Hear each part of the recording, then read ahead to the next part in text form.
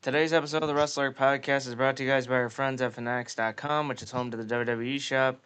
Folks, it's WrestleMania season. You guys need to gear up with the best gear from WrestleMania, whether it's getting new WrestleMania side plates for your custom WWE championships, whether it's your World Heavyweight title, your Undisputed title, whatever it is. Get these awesome WrestleMania Vegas side plates for your belts. Not only that, we get the latest in WrestleMania merch, including by Mitchell and Ness, who came out with some awesome leopard print designs that you guys need to check out. These actually look pretty sick. Not only that, but Rhea Ripley has new merch. Stephanie Vaquera has new merch. Um, of course, the always popular Danhausen has merch. Not only that, but Roman Reigns wants people to acknowledge. Jeez. Wants people to acknowledge his 11th WrestleMania main event with his new OTC 11 merch, which you folks can check out at Fanatics.com and so much more. Folks, make sure you folks check that out and download the new Fanatics app where you folks can start earning fan cash that you guys can use towards your future WWE purchases. Check them out at Fanatics.com and the new Fanatics app, which is home to the WWE shop. Hi everyone. We're live. I'm Radio. That's Liam. Yep. That's Peyton. That's Noble. Hi, I'm Lehman. I'm a slacker. Yeah, and I'm Radio, the guy that's not important. So, I'm back, bitches. Been a while. shut up. So,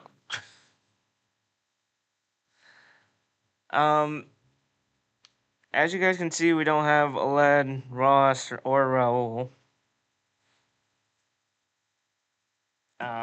Which kind of sucks because we have to do predictions today, but I guess they sent their predictions to everyone because we're predicting AEW Dynasty.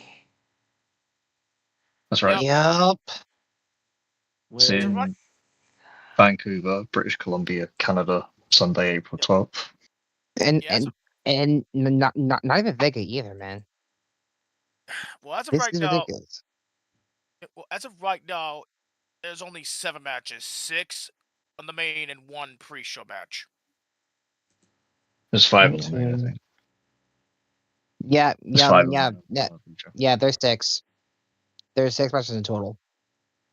So the way this is going to work is that we'll predict the ones that they've announced so far and any others that get added on Dynamite or Collision this week or at the last minute, as Mr. Tony Khan so graciously loves to do. Yeah. We will predict those if we go live on Sunday with Dynasty itself. If. That's a big capital letters, ladies and gentlemen. If. But We're still working out some why schedules. don't we get started, boys, shall we? Let's do it. All right. AEW Dynasty. We're going with the 0-hour match first. Alex Windsor, Marina Shafir. Windsor! Okay. I hate picking a Marina Shafir match. The last time I picked some sort of match, I lost. Yeah, but didn't we? Yeah, you did. We also Yeah, you Tony did. Storm and then Marina Shafir beat her. So Yeah. actually, no. I think everybody said you said Marina Shafir and then Tony Storm won. That's my mistake. Yep. I'm gonna go with Ross first. He picked Windsor. Okay. Noble, I'm going with you. I'm not dumb. I'm not that dumb. After what I had done earlier, I'm picking Alex Windsor to win the match. Okay. I am also going for Windsor. And thank goodness she ain't defending her women's strong title. That's what she has. Liam? On this occasion, as much as it pains me to say it, I'm going for Marina Shafir, mainly because Alex Winter's with Jamie Hayter, who we'll get to later. And, I feel like they're still very much getting their feet on the ground in the tag team division, in the feud with the Triangle of Madness and the Sisters of Sin in particular. So I think Marina Shafir is going to win this because, let's face it, she needs one back. And if she keeps losing while the other Death Riders members keep winning, it kind of doesn't really contribute to the story of John Moxley in particular Okay. going that's fair. downhill. So I'm going with Marina That Shafir is fair. because there's going to be a power struggle a bit later on in the Death Riders, I feel. That's fair. Radio. I'm gonna go with Marina Shafir. All right. Aled also has Windsor. So, yeah. Bit split, I think. Yeah.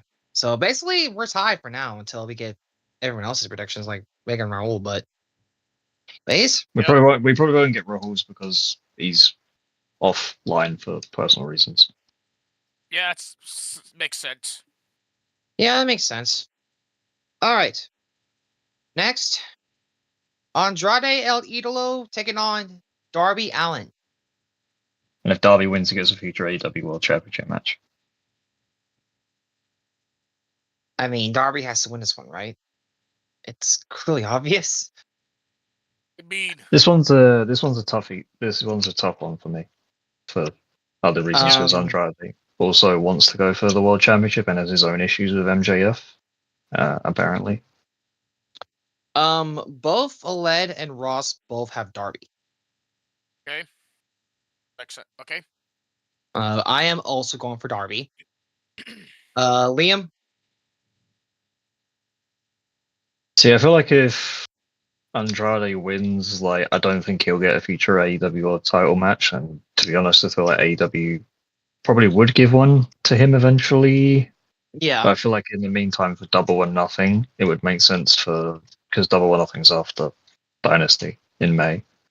I feel like Darby Allin winning here and giving MJF a challenger in the meantime, in between like Forbidden Door and All In August, kind of makes sense to me. And maybe Andrade faces MJF for the world title at Forbidden Door instead. Where is Double or Nothing this year? I think it's in New York. It's in Vegas. It's in actually, yeah, it's in New York. It's at the whatever that state, Louis Armstrong Stadium. Okay, that's what I thought. All right, so I'm also going with Darby to win this match. So everyone has Darby so far. In Radio, who you got? I'm going Andrade El Idolo. Okay. But the way that AEW has been pushing him lately, it wouldn't shock me if he won. And Liam, I didn't hear your pick. Is it Darby or Andrade? I'll go Darby just for safety. Gotcha. Okay. Next. Even though I explained my point, but still. Next up we got FTR versus Cage and Cope for the World Tag Team Championships. I mean, this one's been a long time coming. Yeah. Agree. And I think the result for me is not in doubt, and it's Cope and Cage. Yeah, CNC is going to win this one. Yeah, I think Cope and Cage is going to win the tag titles. Like, FTRs just have a fucking... I don't know if you could say they have a bad reign. I don't know. Well, they've been champions since Forbidden Door. They've done a decent job with them, but the fact of the matter is they were obviously biding their time to wait to do the Cope and Cage feud, which they have been since they returned at Revolution. You know, it's really kicked into high gear with the two looking for them constantly, and they almost got to them on Collision this past Thursday. So I feel like, for me, it is Cope and Cage because I feel like they're going to have like a big standing World Tag Team title match or All In. Yeah, whether that be TLC or a ladder match or otherwise. But maybe they shouldn't do that because, you know, last time Cope did anything stupid off something very high, he broke his leg. So yeah, we do not want that. Yeah, apparently. Yeah, but still, Cope and Cage win here for me. Yeah, Ross and Aleb both went for Cage and Cope. Radio?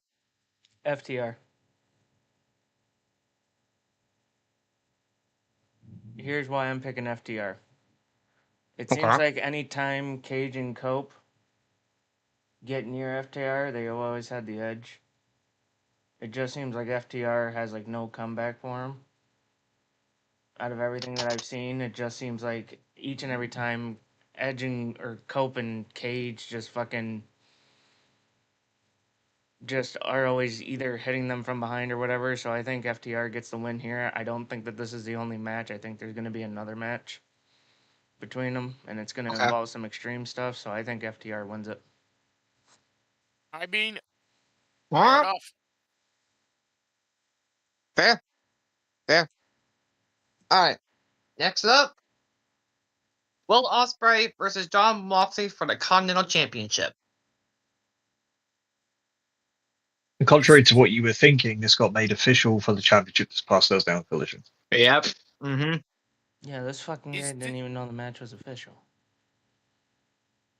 I mean, it was official before, but like they didn't make it for the Continental Championship until Will Ospreay basically challenged him for it on Collision this past Thursday, which was taped off the Yep. Dynamite. So, Liam, this is where you pick your boy Osprey. it's a tough one for numerous reasons, in my opinion, actually. Because on one hand, Moxley's been doing a very good job with the Continental Championship, and it's not saying that Ospreay wouldn't do a good job with it, because obviously he's similarly to Moxley, he's a very good in-ring performer, gets the best out of his opponents, etc., etc. But then on the other, it's like this has been about revenge for Will Ospreay, you know. And he's in the build to the match. It's all been about, you know, it being 6-on-1, being outnumbered by the Death Riders at every turn.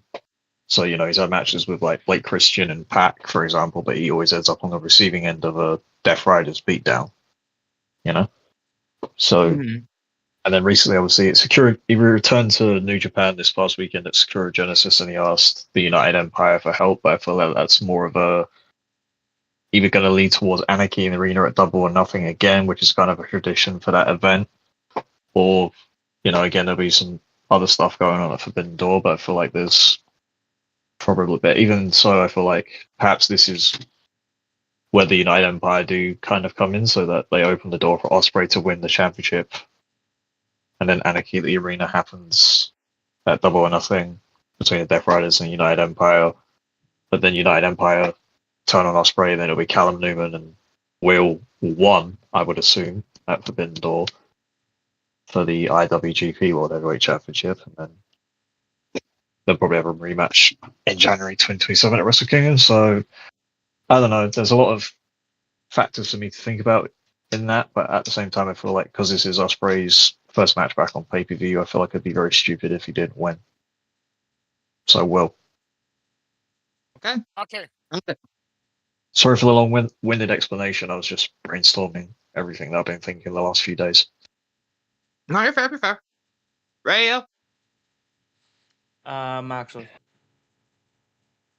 Jesus. All right. Noble. You know damn well the Death Riders are going to get involved in that somehow, and he's still Except somehow they can't, yeah, but because of continental rules. You know somewhere or another they're going to break that rule. You know somewhere. Well, maybe they will, maybe they won't, but at the same time, there's rules for this championship, so I don't know. You never know. Yeah. You never know. So I don't know about this one here. It's a tough one. Mm-hmm. But I'm gonna go safe, and I'm gonna go with Moxley to retain. Okay. All right. Both Ross and Aled went for Ospreay. And to be honest, I'm saying Moxley as well. Oh fuck! Leave me on my island alone, goddammit. Sorry, bud. I have an objective. But Bubba, I'm not talking to you in the chat. all right. You forgot Next. about Tekla versus Jamie Hayter for the Women's World Championship. Tekla retains. Well, then ask you that. Aled Ross both have Tekla. I am also going for Tekla. Liam. I'm going for Tekla as well. A lot of similar reasons as to why I think Marina Shafir beats Alex Windsor on the pre-show. I feel like there's going to be some Sister of Sin shenanigans, what it looks like. Because I feel like out of all the opponents, bar Chris Statlander that Tekla has had so far, I feel like Jamie Hayter is going to give her the closest run for her money. Because Hayter hits hard, as the catchphrase goes. But Yeah. no, I just feel like there's going to be some Sister of Sin involvement, which means like the Triangle of Madness essentially stand tall after this match. So I feel like Tekla is going to retain over Jamie Hayter once the tough gets going for Tekla when Jamie Hayter's starting to build a bit of momentum in the match. But yeah, Sister of Sin involvement, Tekla wins. Gotcha. Radio. Hater. He's just going for the opposite of what everyone else says, is what I've just realized. No. Trust me. After predictions, I will explain what I'm doing. Okay. Okay. Now for the main event of Dynasty. MJF versus Kenny Omega for the AEW World Championship. Okay. The Men's World Championship. I mean, isn't that obvious that MJF is winning? I mean, it's not obvious, Peyton. It's still gonna be a good match either way, but I mean, yeah, but I think it's like, do you really think that Omega's gonna win the championship? You can't exactly rule it out, but at the same time, it's like, again, it's for me in this thing, it's long-term vision towards All In and what would be more of a heated rivalry for the championship going there in August. So, as I said, for me, it's kind of obvious that what I've said about the Andrade point earlier, I feel like MJF will retain here. And that's just the way. Because, again, I feel like he's going to have some other challenges at Double or Nothing, Forbidden Door, and then eventually, obviously, All In. Whoever wins the Owen will get him. But it depends. Mm-hmm.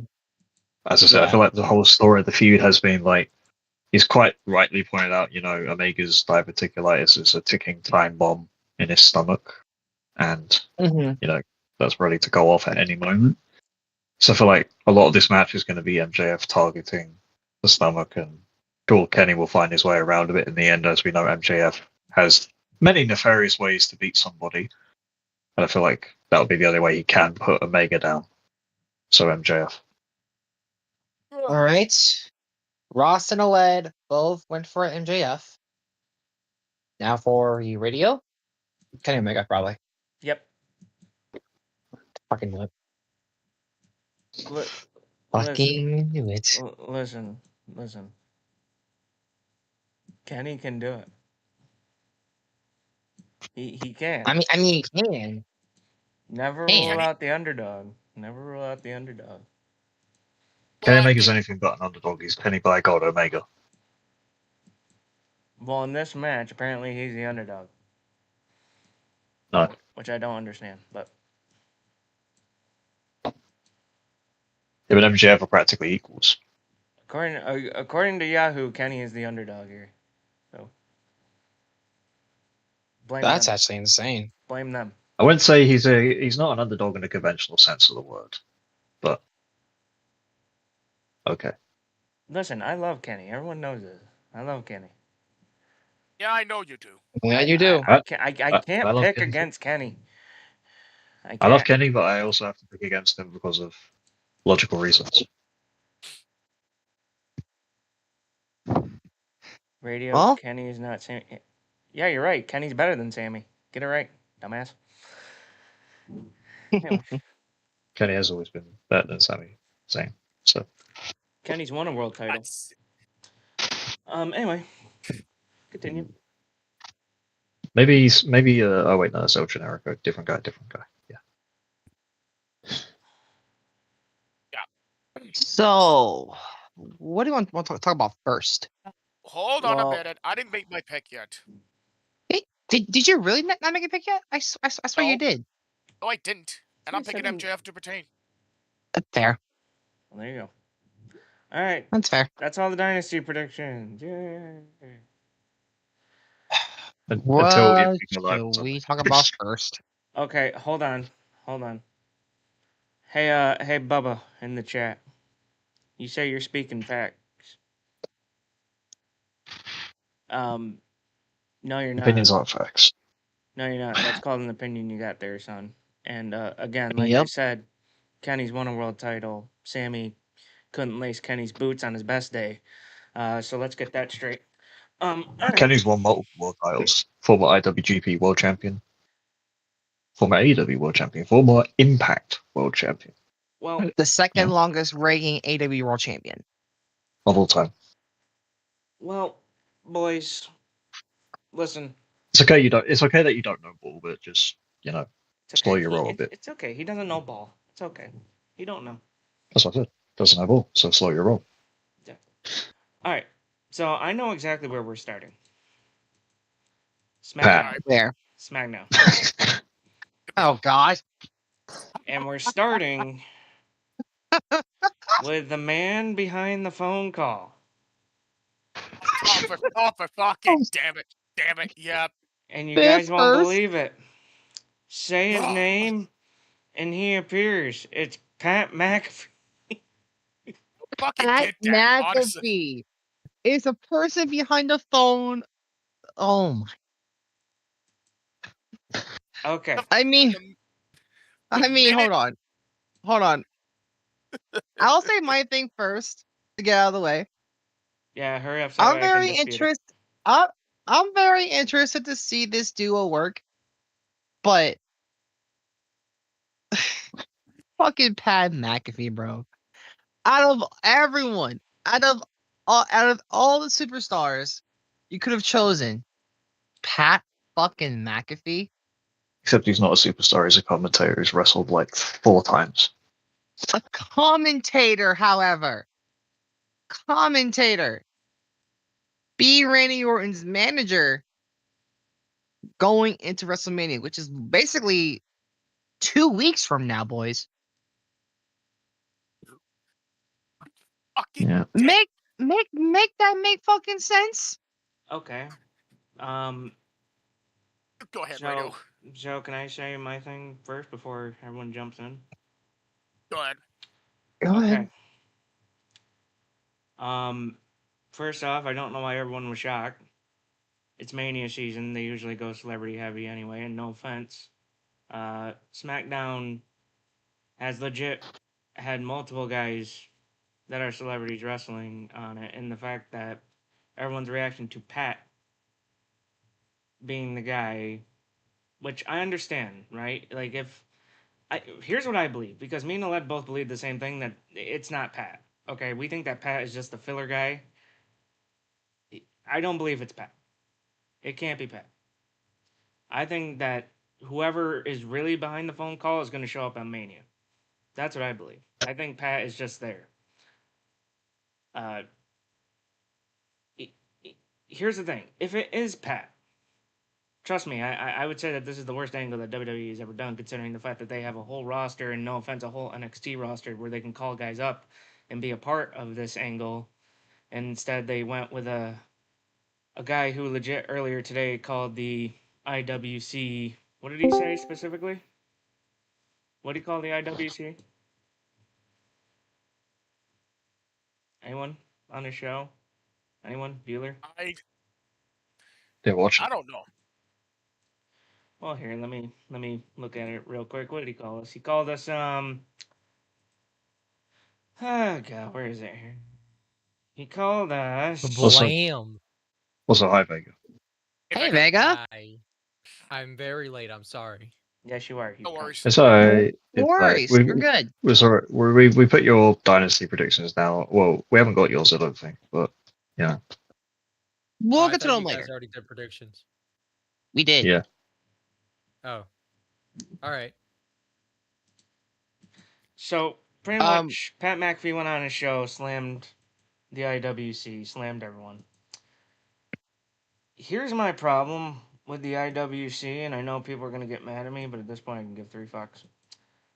How about you guys let shit develop before you actually start freaking out about when shit happens? Because this is what irritates me. as a wrestling fan is you motherfuckers don't let shit develop. You guys just immediately have a reaction without seeing where it goes first. Yeah, Pat McAfee called us dipshits. Yeah, he's a dipshit. Basically. Yeah, called us the IWC folks dipshits, although we're not the typical IWC nutcases. So Yeah, he called us dipshits. The problem here is I'm in a bunch of other wrestling servers, and of course, I was looking at stuff. And I saw the immediate reaction to Pat McAfee, and I saw that people were freaking out over the fact that WWE is going celebrity heavy for Mania. Number one, if you guys are real wrestling fans, why the fuck does this shock you? Number one. Number two, we don't even know Pat's involvement in this yet. As far as we know, he's just going to be on the sidelines cheering on Orton as a guy who wants, kind of the old style wrestling back. But number three, you guys bitch about McAfee, but cheer on Jelly Roll for beating Kit Wilson. And I show Speed for getting involved in the Logan and Theory bullshit with LA Knight. Here's my question, I guess, is it only okay for some celebrities to be involved in wrestling shit and you guys just get to pick who's in, who's out? Because last time I checked, Pat proved himself in the ring, in my opinion. I don't care what anyone says. Pat has had numerous matches in WWE. He's proven himself. Whether you hate him or not, I mean, no offense, even against one of your guys, Liam Gunther, even in that little match, which, by the way, we all saw him get killed in, but that's besides the point. I'm just saying, can we let this thing develop? Can we see where it goes? Can we see how far they push it before you guys start having an immediate reaction of, here's why I'm right because of this angle being wrong because Pat McAfee is doing this and that? I mean, come on. And not only that, I want you guys to use your brains. Do you really think it's Pat McAfee? I mean, really? No. Come on. You really think Orton is just like, oh yeah, I'm gonna listen to Pat McAfee? Pat McAfee. So come on. What you're going at is that you believe that McAfee is more like a He's a a pawn. side character. It's Randy Orton. The guy's a master at mind games. The guy has studied and became a fucking teacher and the master of mind games. He's learned from the best. If you really think that it's Pat McAfee, I think you're fucking drunk. And if it is Pat McAfee, TKO, I have your papers right here to shut your fucking company down. Because you clearly don't look at your roster of talented guys that you could call up to team with Randy here.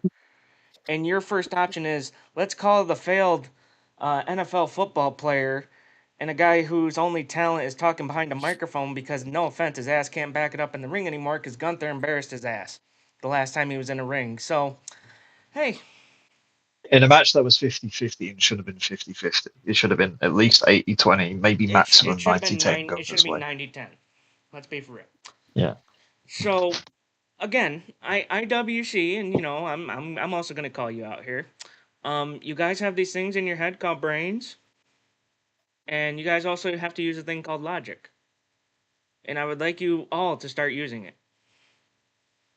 Because if you think that Pat McAfee is the final answer here, you're nuts. And no, it's not Ted.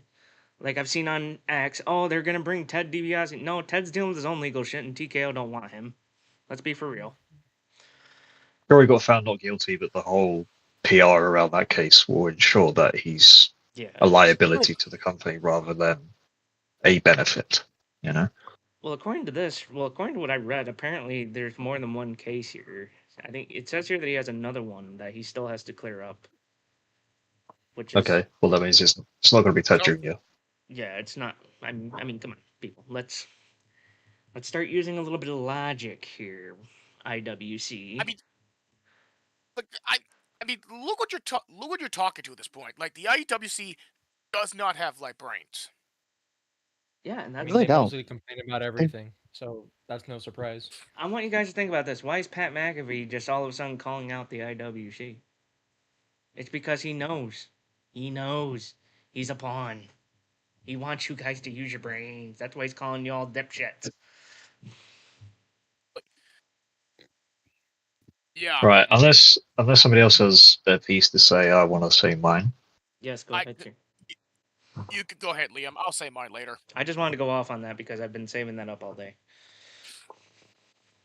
Yeah, if everybody. Since the start of WrestleMania as WWE's marquee event, they've had celebrity involvement pretty much from the start, Mm-hmm.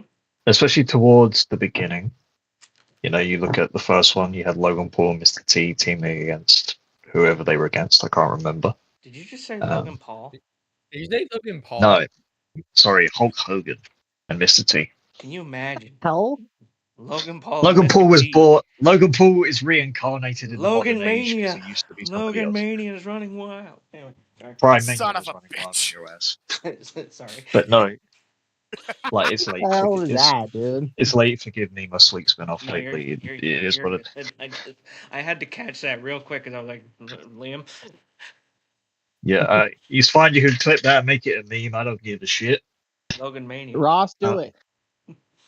Yeah. Anyway, so since the start of WrestleMania as the marquee event, you know, they've had celebrity involvement, especially at the beginning. There was main events where Hulk Hogan, Mr. T teamed up against whoever they were against.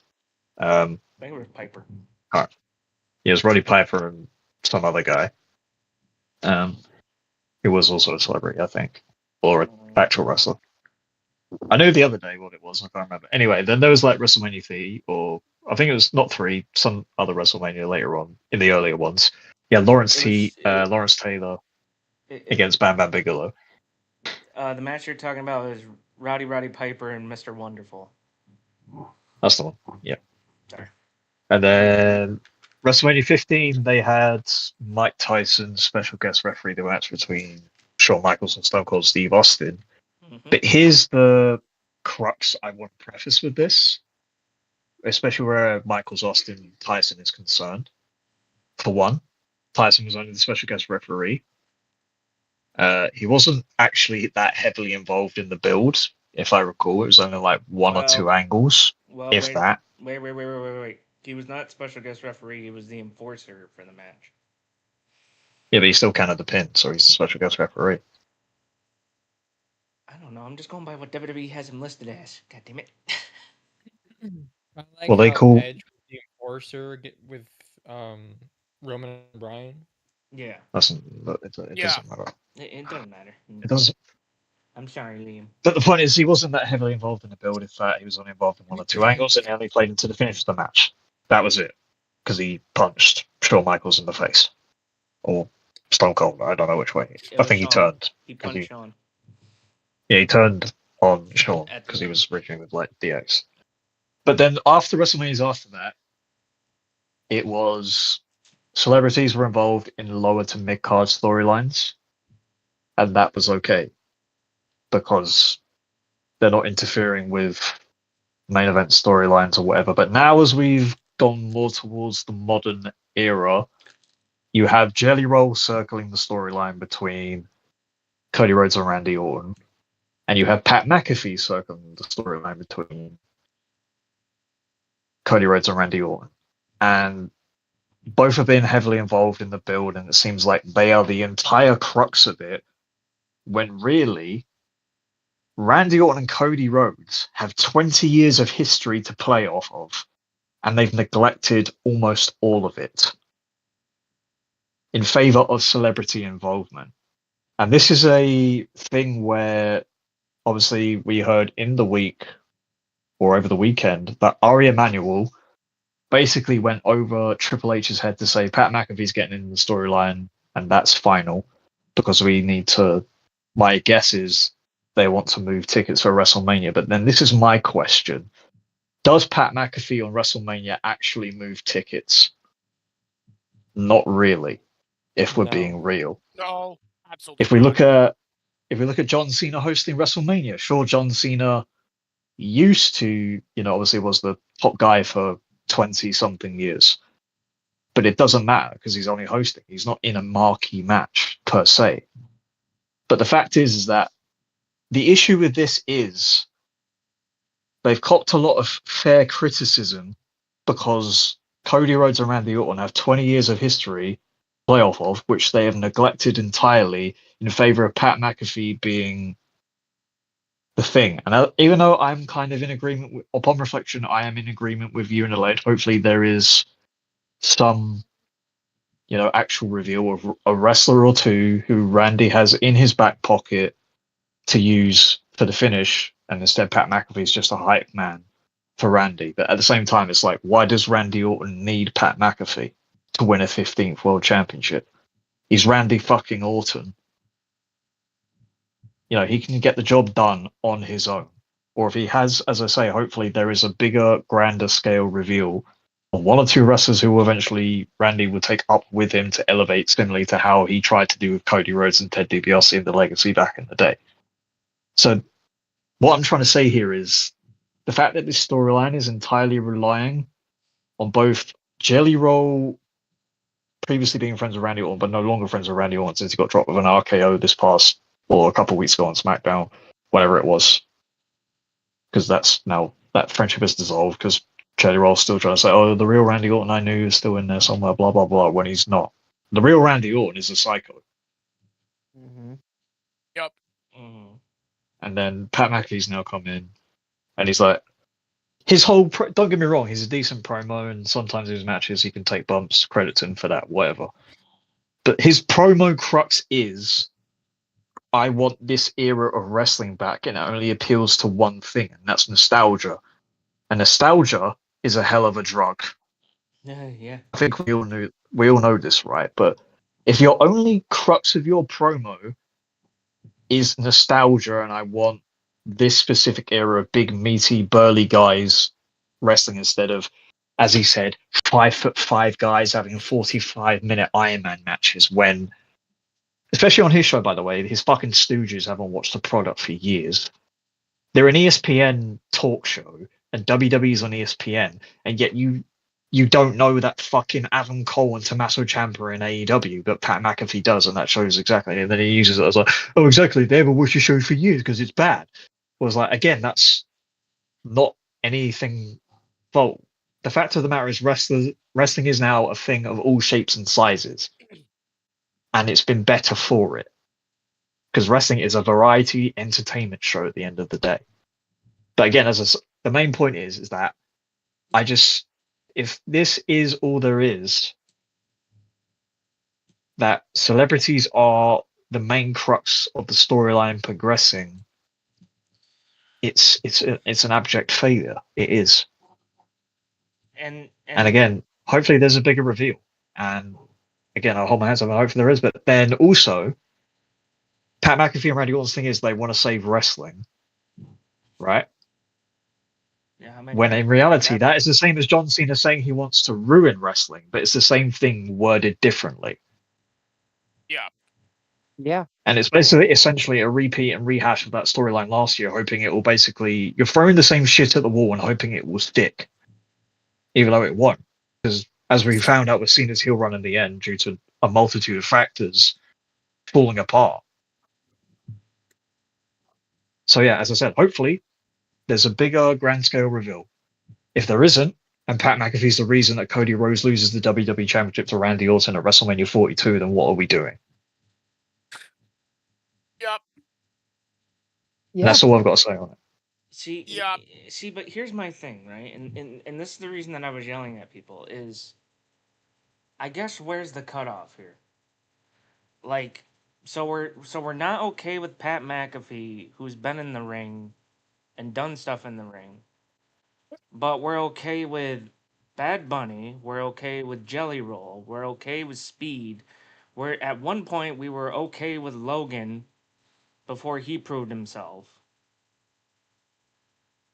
That's the thing. Logan is more of a full-time wrestler than he is a celebrity these days. Not only that, I think Bad Bunny also did an excellent job, was in a mid-card feud, wasn't heavily involved in the build of a main event level storyline because he was in a mid card feud. Right. No, but And my then main Pat point McAfee is was also in that same situation a few years ago, and yes, he did a good job of it and whatever. But the point is that they shouldn't be anywhere near WrestleMania storylines where there's a lot of history between the two wrestlers to play off of, which will sell the match on its own.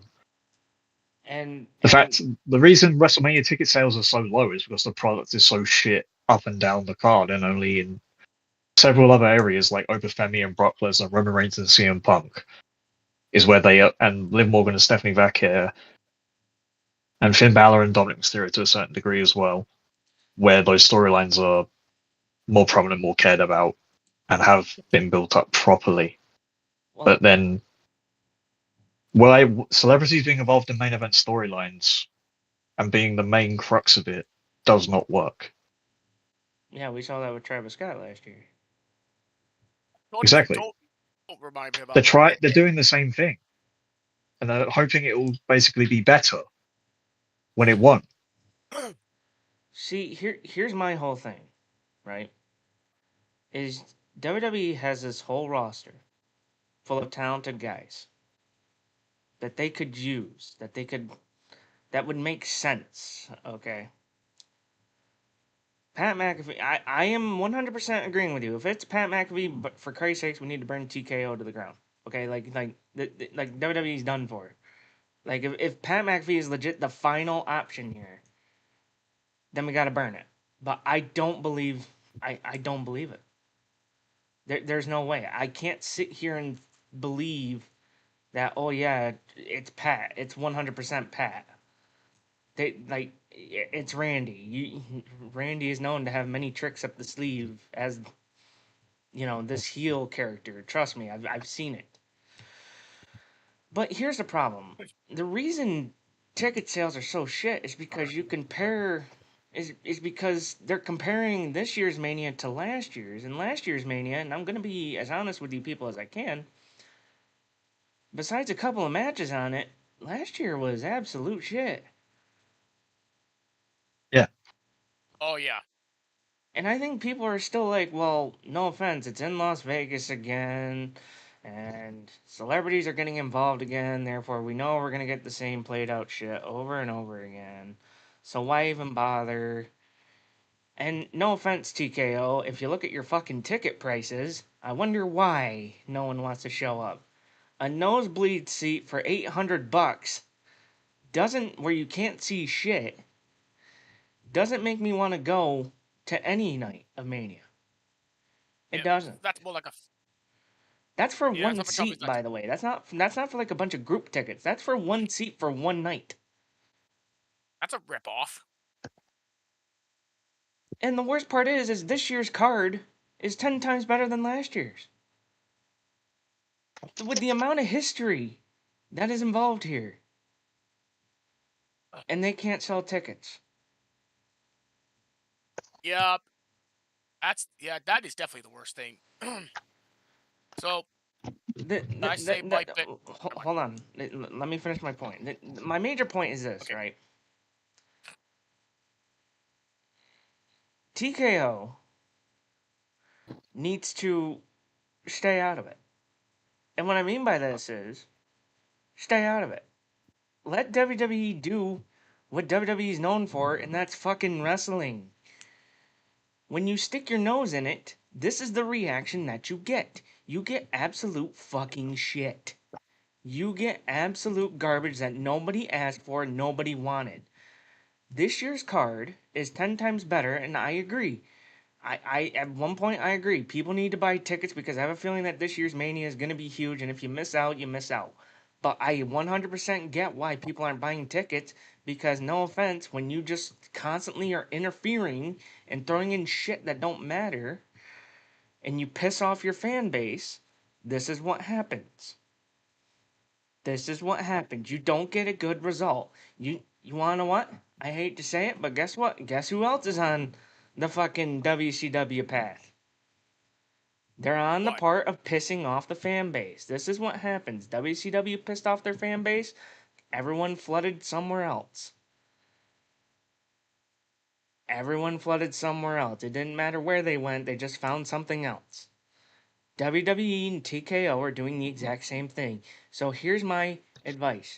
How about you let the guy who's actually supposed to be in charge of this shit actually do what he's supposed to do, and him and his creative team just do something. In my opinion, get rid of Michael Hayes. I think, in my opinion, get him the fuck out the door. I've had enough of him. He's a cocksucker.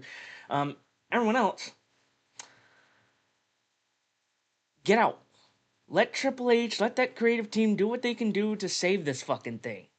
You sticking your nose in it because it's best for business. Yeah, it's not really best for business. You're killing the company, for fuck's sake. You're killing it. And the fact is, when they keep interfering as well, because they're so obsessed with making a profit, the quality of the product you're trying to profit from is suffering.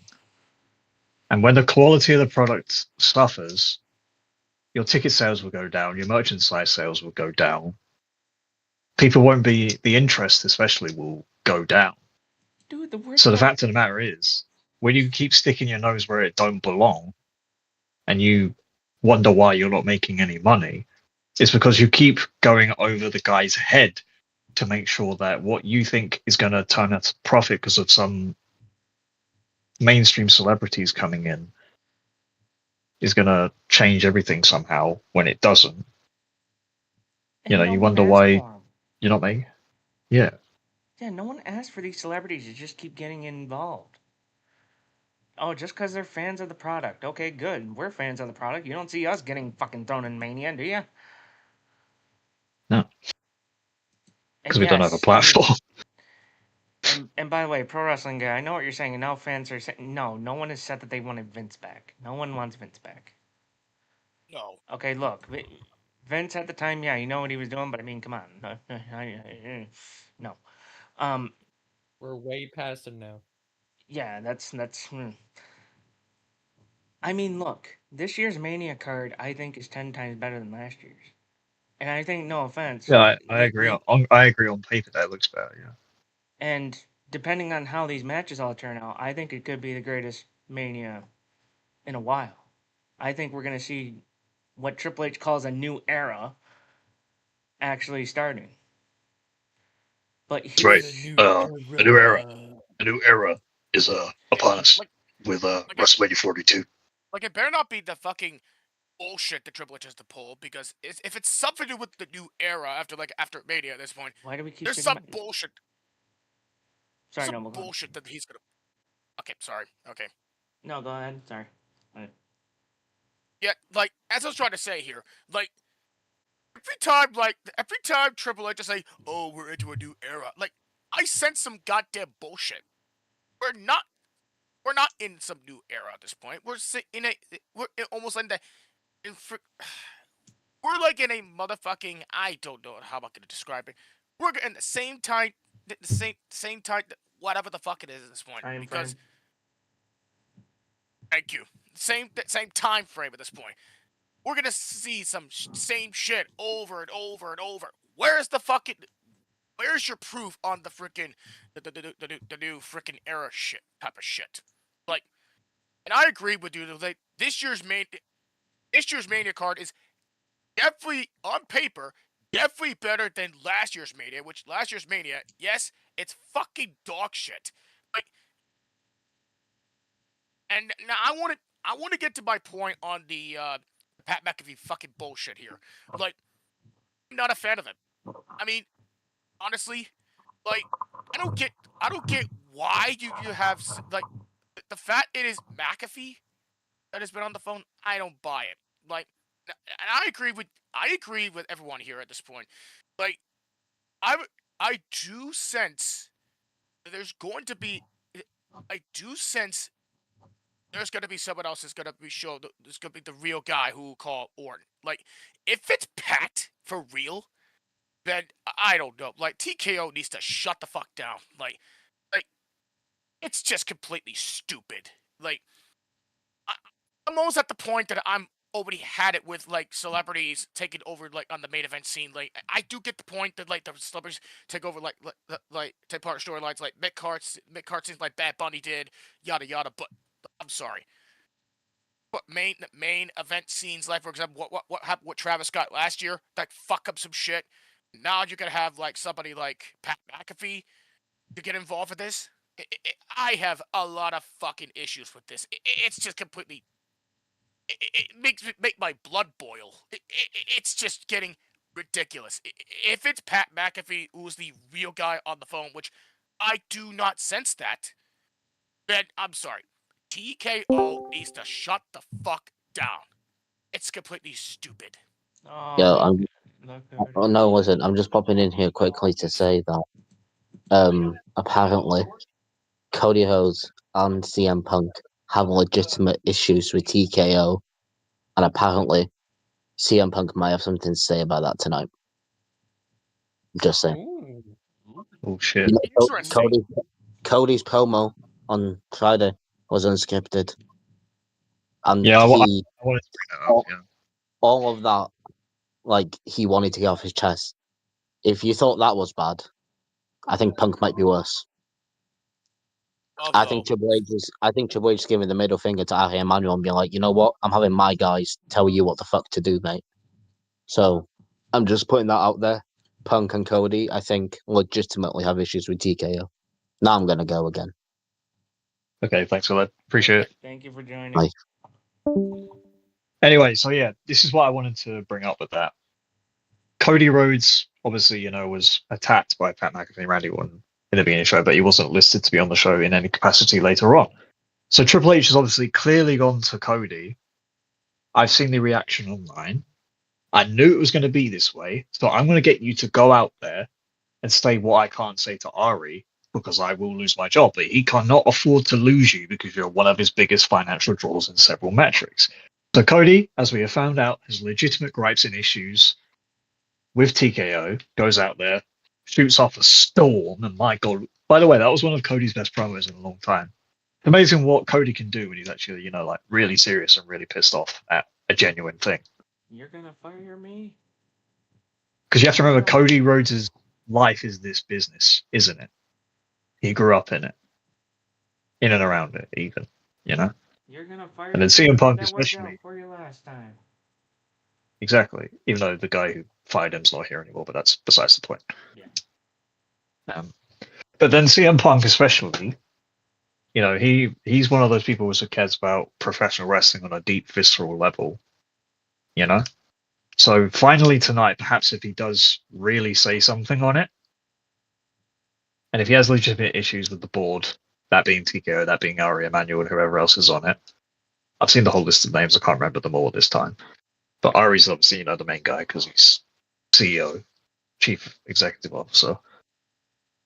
But yeah, that probably means we're going to see like the real CM Punk as, being anti-authoritarian and standing up to, the man, the machine, holding you down, sort of thing. So that's going to happen on Raw tonight. Thank God, because it needs to be said. Exactly. Oh no! Stop sticking your nose in this business that we love, because the quality of the product is tanking while you're obsessed with making profit. And as I said, when the product's quality downturns, so does the profits you're looking to make. Right. Payne, any thoughts? So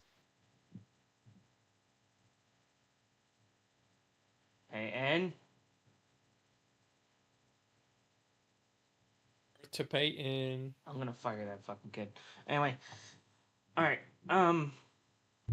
So yeah, obviously Cody's promo was completely, justified, especially with all this bullshit. But like I said, I'm a guy that likes to see shit develop. If it goes one way, great, and it works out, great. If it doesn't work out, then I say we burn TKO to the ground. That's just my opinion. But And bada bing, bada boom. yeah.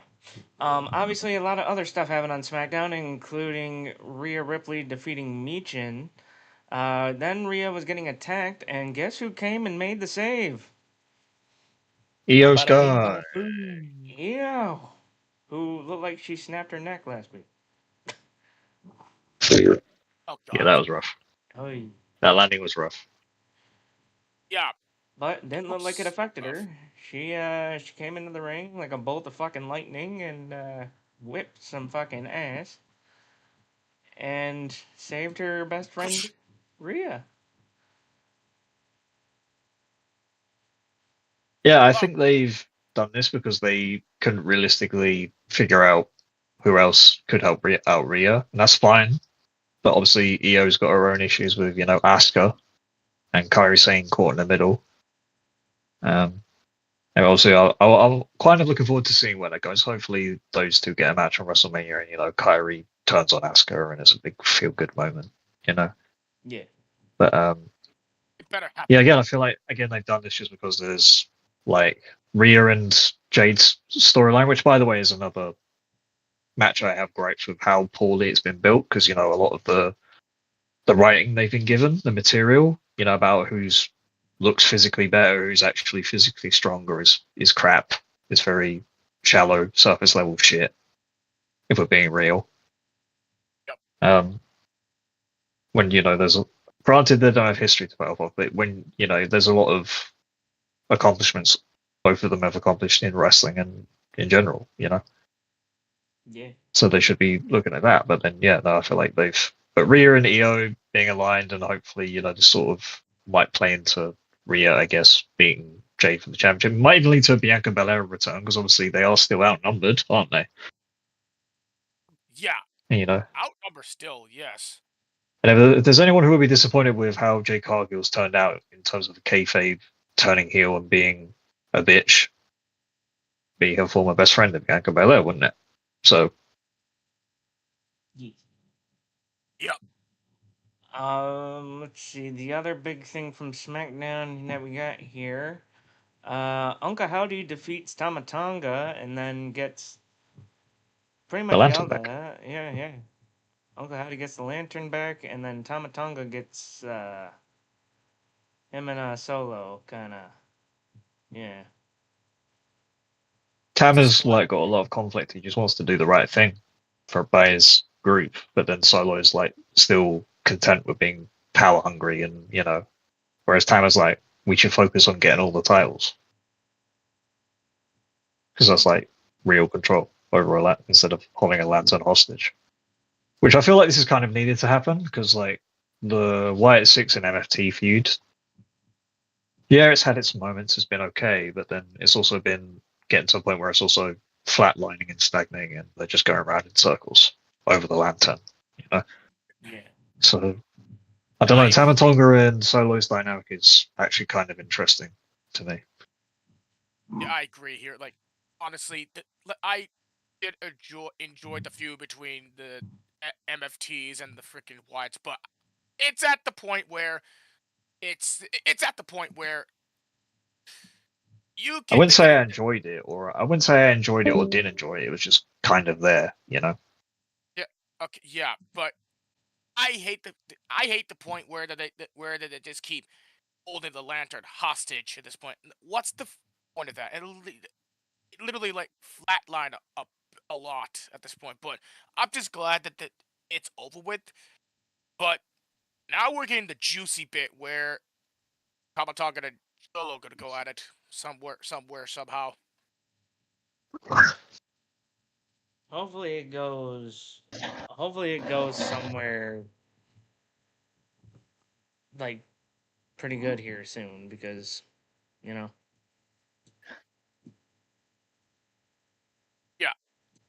All right, so the next thing that we got here, another fucking Jesus Christ, here we go. Trick Williams invited Graham. Yeah, Payne, I tried calling you to speak on something and you weren't talking. So if you're not gonna talk, What the? So anyway, so we have Trick Williams. He invited Grammy-nominated rapper Lil Yachty to join him at Mania, which again, another fucking Celebrity, he's back. Well, it's Little Yachty this time. It doesn't matter. He should fuck off. So then we have Newly crowned U.S. champion Sami Zayn agreed to give Carmelo Hayes a rematch for the title after Trick Williams and Little Yachty stirred the pot. Which that doesn't shock me. So what does kind of make me irritated about this is I thought Carmelo was going to come out and be like, I want in that match. But clearly I was wrong. Yep. Especially when Trick essentially cost him the championship, the SmackDown before the previous episode. Yeah. Ugh. Aleister Black defeated Matt Cardona. Shocker. Yeah, pretty much. I mean, I think that was always going to be a given because Matt Cardona's been basically SmackDown's whooping boy lately. You know, he's been getting his ass handed to him by Randy Orton, and now he's getting his ass handed to him by Aleister Black. So, let's see. Alexa Bliss and Charlotte Flair defeat Bayley and Lyra. I thought this match was quite decent. I thought it was very good. I enjoyed it. I thought it was the best match on SmackDown. Then Nia Jax and Lash Legend attacked the two teams. Okay. Which this was obviously just further contributing to the women's Fatal 4-Way Tag Team match build at WrestleMania. And again, I actually do like how this match has been built too. So, fine. What I think is the funniest damn thing I've seen all night. Damian Priest and R-Truth took on The Miz and Kit Wilson. Oh, this? And lo and behold, the man formerly known as Danhausen comes out. Formerly. Oh no. Gets tagged in by R-Truth. Does like a little celebration in the ring. The Miz is like, "What are you doing out here?" I'm pissed off. Right as Danhausen goes to curse him, the Miz pulls the referee in the way. And the referee is cursed. Oh, So no. what happens? As a result, the referee was no longer able to use his right arm to count a pinfall attempt by The Miz, who hit a skull-crushing finale on R-Truth. Damian Priest would then tag in, hit South of Heaven, and the referee used his other arm to get the winning pinfall. This ruled. That's absolutely insane. Goofy wrestling for life. Danhausen is just give him everything. He's the best. Can we just get Danhausen versus The Miz at Mania? Yeah. Why not? Watch. This is where how much you want to bet this is what it's leading to. Danhausen versus The Miz at Mania. Maybe. See, this is where I thought it was going to be Danhausen and Jelly Roll versus The Miz and Kit Wilson, but then, I don't know. Kit Wilson already lost to Jelly Roll, so what's the point of doing the tag match, you know? Yeah. So, just do Danhausen versus Miz. Yep. And then, but no, again, I thought this was great. It's a lot of fun. Just keep Danhausen is actually one of the most over acts in the company right now.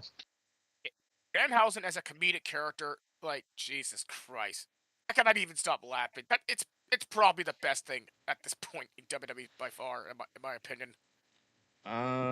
Let's see what else we got here. And then finally for the main event, we had Sami Zayn versus Carmelo Hayes for the U.S. title. Sami would retain. Beat him clean. And then after the match, Lil Yachty took the mic and distracted Sami long enough for Trick to take him out. And SmackDown went off the air with Trick holding on to the U.S. title and posing with Little Yachty.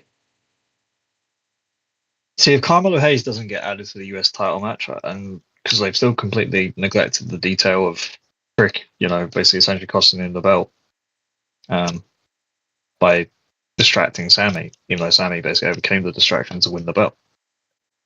So this is still not a triple threat at Mania. I don't know what they're doing. There's another episode of SmackDown. You need to... Carmelo Hayes, after the few months he's had as United States champion, doing the open challenges and whatever, getting himself over as a character and as a wrestler in the ring. By wrestling, no less. Yeah. Because if they're having the best match every week on SmackDown, you mean to tell me he's going to get left off the Mania card? I'm sorry, but that's bullshit. He's earned the right to be on it. That I 100% agree with. So if it's just Sam and Drake, that's going to be very boring. I'm sorry, but it will be. Now, this next part here is where it gets a little tricky because usually we don't talk about this show, but so much happened on this show that we need to talk about it. NXT Stand and Deliver. Nope. Yep. Nope, we're not there yet. Oh, okay. We'll get to that in a second. Trust me. We're gonna talk about NXT Stand and Deliver and how happy What I show? am. What show? What are you talking about? AEW Dynamite. Oh, for boy. fuck's sake. Why? Because something big happened on that. The return of Chris Jericho. Returning to AEW. Oh, yeah. Okay. Is it bad that I forgot? Is it bad that I forgot already? Yes. Out of all the days he returned in April Fools, who would have thought? So much happened on this show, but the big topic was Chris Jericho is back. Came out, said that he's home. And then he left. Yeah, and then he left. Like, what the fuck? I'm just happy he got Judas as his fucking theme again here. He's not the Um, learning tree anymore. He's trademarked the cornerstone, and he's probably going to start calling himself that. So I'm only going to pull up a few things from the show. I'm not going to talk about the whole show, but I only pulled up a few things here. The contract signing between MJF and Kenny Omega. Pretty much these two had some words for each other, including MJF revealing that Kenny is not 100%, especially with his intestines ready to explode at any moment due to his diverticulitis. And said at as I alluded Dynasty, to earlier. when the devil is through with him, all of Omega's disciples all around the world will have to be ashamed of their God, who will have to admit is nothing other than a false idol who would be better off dead. Balls. So, Max, fuck you, number one. You douchebag. I'm glad I'm back to hating you now. Disrespecting my goat. But Kenny's also spoken to doctors too. And said while he's missing about 24 inches of his intestines, he'd rather be missing his intestines than missing his balls. Like MJF. Oz.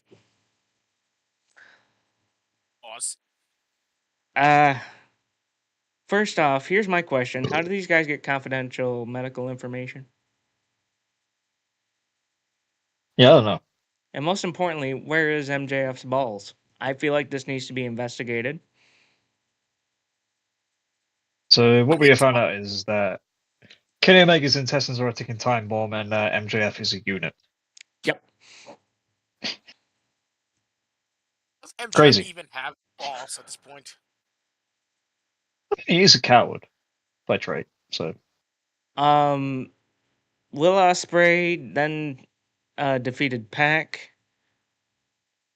which before the match even started, Pac would attack Ospreay on the ramp before these two would go up against each other, and then of course, guess what happens? Yeah. Death Riders. Ospreay. Yeah, but right as Ospreay hit the hidden blade, Ospreay got the win. He was gonna hit Pac with another hidden blade, but Death Riders jumped him. Yeah. Death Riders. And as it looked like Claudio was about to do how they wrote him off of Forbidden Door, aka wrap the chair around his neck, do a stomp, Moxley stopped him. And then I don't know what he said. Can't remember, but it was like something very scary and very ominous. But also, it's kind of still showing the tension between Claudio and Moxley, and Yeah, and then because at Forbidden Door, Moxley would not have hesitated to have given that order. So And then the couple quick things that I got here was Darby Allin calls out MJF, then sees God. Eh? Huh? This is what AEW has on their website. What? The God of Pro Wrestling, Kenny. Oh, he saw Kenny. What the fuck? You Yeah, he's stupid okay. fuck. Oh. He is called that, to be fair. And then, yeah, pretty much Darby says he's gonna get his hands on MJF. Yes. But then of course MJF he took on Speedball Mike Bailey in an AEW World Championship Eliminator match in which you guessed it, MJF won. Speedball, I mean Yep. MJF. Yeah. Seem to have learned the lesson from the Brody King thing. All right, now let's talk about a real show. All right, Collision NXT Mankin. NXT Stand and Deliver. Great show. It was a fucking great show. It really was. Um, Well, they open with the NXT Women's Championship match between JC Jane, Kendall Gray, and Lola Vice. Yeah, they did. not according to this. Yeah, they did. Uh, If you mean the Shawn well, Michaels and It says who cares about the Shawn Michaels and Sexy Red thing? no. Who cares? It says it was a mixed 10-person tag match that started. That was on the pre-show. So then why the fuck, motherfucker? I hate WWE. Fix your fucking websites. Put pre-show, you assholes. Anyway, yeah. Sorry, I didn't mean to kill the momentum. Please continue. But no, if you want to talk about the pre-show match, Hank and Tank, Kendall, Ren, Sinclair, even Shadow Hill won that Yes. against the Birthright. And then, yeah, the main show opened with JC Jane defending the NXT Women's Championship against Kendall Gray and Lola Vice. And this match was good. It was solid, but it also was marred with a lot of black screening. And this is because JC Jane had wardrobe malfunctions. You know, her Yup. kept falling out of her attire, her gear. They had to fix that. But, you know, it probably should have been resolved a lot earlier because, you know, it kept happening. So It could have, yeah. could have been communicated Hey, I'm not sooner. complaining. Oh, you wouldn't. But when you're not missing out on a good match that's going towards the finish, you know, it's It was a like. good match. I was focused on the match. I wasn't just focused on the tits. Anyway, continue. But okay, there you go. It's stated explicitly, everybody. There we go. I was trying to keep it professional, and he goes, "I'm just, I want you to keep. I promise." Do you know who you're in a podcast with? Yes, I do actually, but that's the point. We're never professional in this. But anyway, yeah, Lola Vice finally got a crowning God. moment, delivering the spinning back fist. And yeah, so Lola Vice is the new NXT Women's Champion. I'm not gonna lie. Yeah, Were you first guys up- shocked? Were you guys shocked? Not really. Not really. Honestly, any of these women could actually win the championship. I actually thought it would be fucking great. I thought she has the opportunity though, but I'm happy for Lola. Nah, for me it was always Lola Vice. Because, not being funny, but she's busted her ass in NXT since day one, has consistently improved in ring, as a character, on the microphone, getting people invested in her time after time. Been doing good work in AAA as one half of the mixed tag team champions, and I feel like these past few months especially, she's been doing the best work of her career, and like her whole story's been coming up slightly short. I mean, the whole story of the match was like both women coming up short, and you know, there was a double pinfall between Gray and Vice, and meant this got turned into a triple threat. But the point is that Lola Vice has fully earned this, in my opinion, and I feel like she's going to be a great NXT Women's Champion with the right booking. And I have no doubt that Shawn Michaels will do that because he cares about his women's division. Absolutely for sure. And not only See, that, Lola Vice is the first ever. Sorry. no, finish, Noble. Finish. Okay, like to add all that, Lola Vice is the first ever Cuban American to win the NXT Women's title. Just to add that there. Fantastic. What do we got here? It says here Pro Wrestling Guy says that maybe JC could be moving up. I don't know. Called up to the main roster. Yeah, Well, I don't know about that. She might. There's a 50-50 chance. I'm not gonna say you could pull that now, but But where we'll does see that what leave happens. Fallon Henley and Laney Reid? Fatal Influence hasn't broken up yet. That's what I So- want to know exactly. That's the next big Like- three. No, So like, yeah, if you until want, they answer that question, I don't know when or if JCJ moves up. You know. yeah, But there was a lot of. She put out like a thank you message on Twitter and everything, so a lot of people seem to have that 2 and 2 together and assume she's moving up to the main roster and all that. But rightly got her flowers for it as well, by the way, because she has been a very good 2-time NXT Women's Champion. So she a 2-time or 1-time? I think it's 2-time. Two time. Yeah. So from what we got here, NXT Tag Team Champions Brad Baylor and Ricky Smokes took on Los Americanos. So yeah, the Vanity Project versus Los Americanos. Yeah. the motherfucking Vanity Project. I thought this match was also fairly solid. I liked a lot of the in-ring work, and I liked the way that Jackson Drake, who was he's 1/3 of the Vanity Project as well, former Evolved champion, was sort of getting involved with El Grande Americano on the outside.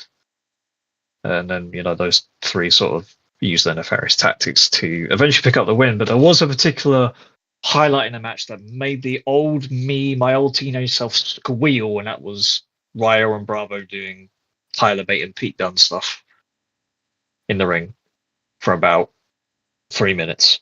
And I was like, they're still in there somewhere. Just bring them back, please. I beg you. Well, the only way to bring them Yeah, back is if you also- get rid of, get rid El of. Grande Americano.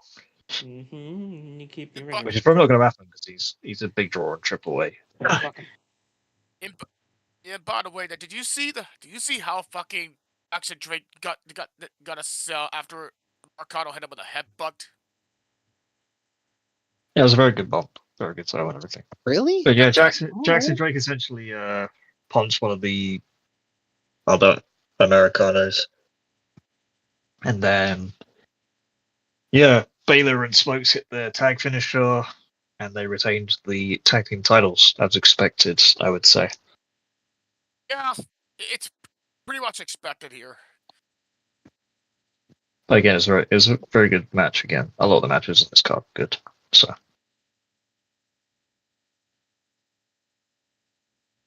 Yeah. All right. So then we got Sol Ruka taking on Zarya. again, another good match, but the wrong winner. Really? Yeah, I literally, Really? Yeah.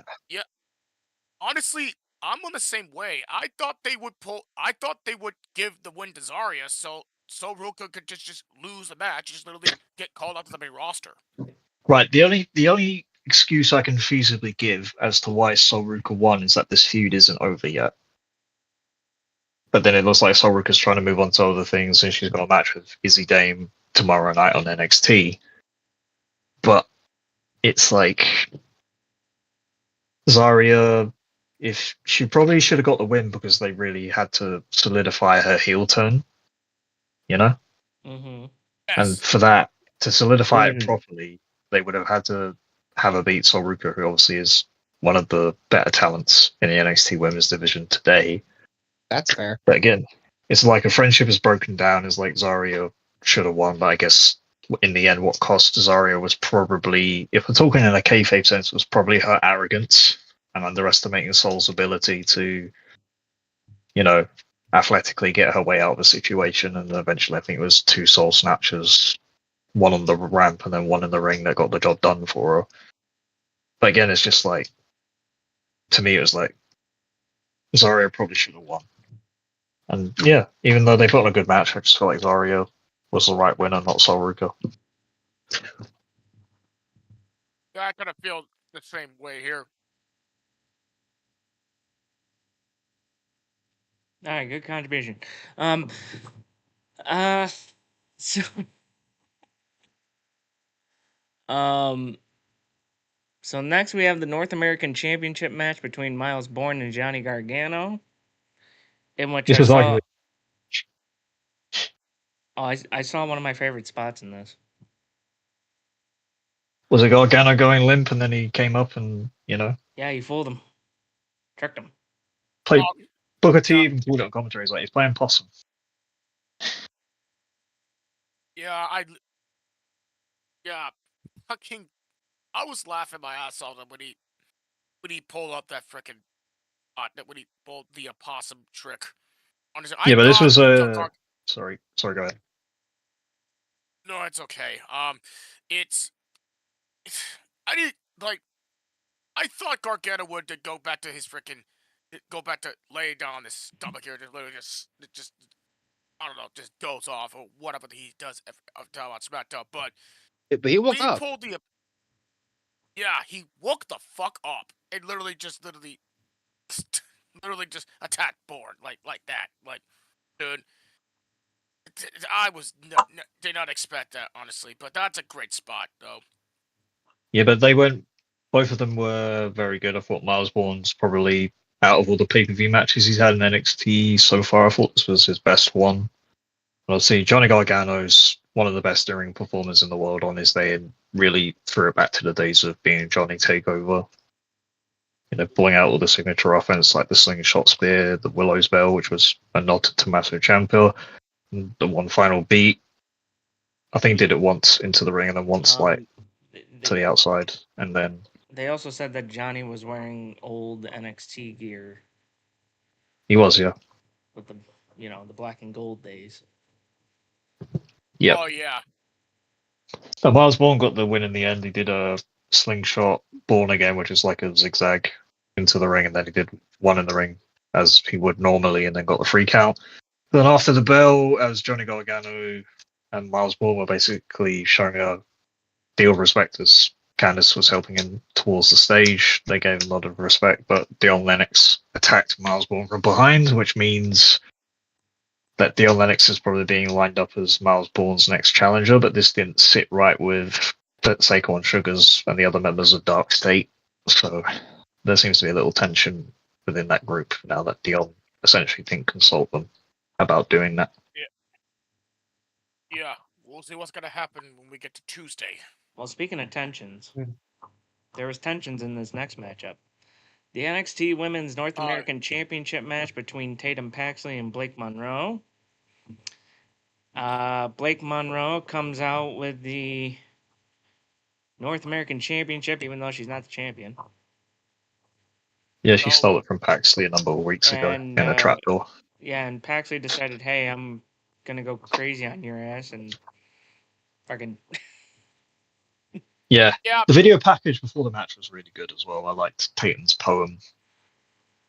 And then, the match itself was, again, another back and forth affair. It was really good. Showed the best of Tatum Paxley's character work mid-match, going crazy. And then Blake Monroe sort of matched her freak, as they say, because, as we know, she can get very crazy, down and dirty, all the rest of that stuff. And then I think Tatum Paxley eventually got the win with the cemetery drive. Yeah.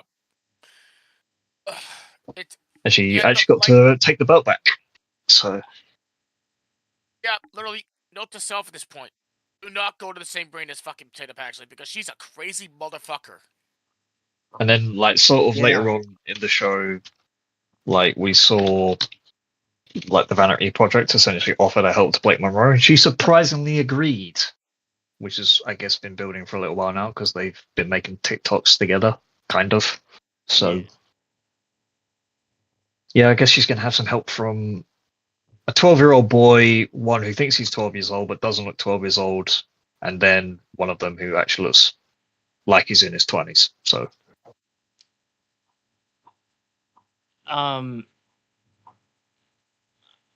Guys, I just want to let you know for this next match, I have a song. You do. Oh, here we Oh, go. God. Yeah, I Here do. we go. Say his name and he appears. I believe in Tony D. Yeah. Come on, sing it, Look guys. back. I believe in Tony D. But yeah, the I Fatal 4-Way match. believe in Tony D. The Fatal 4-Way match for the NXT Men's Championship. So Joe Hendry defending against Ricky Saints, Ethan Page, and Tony D'Angelo.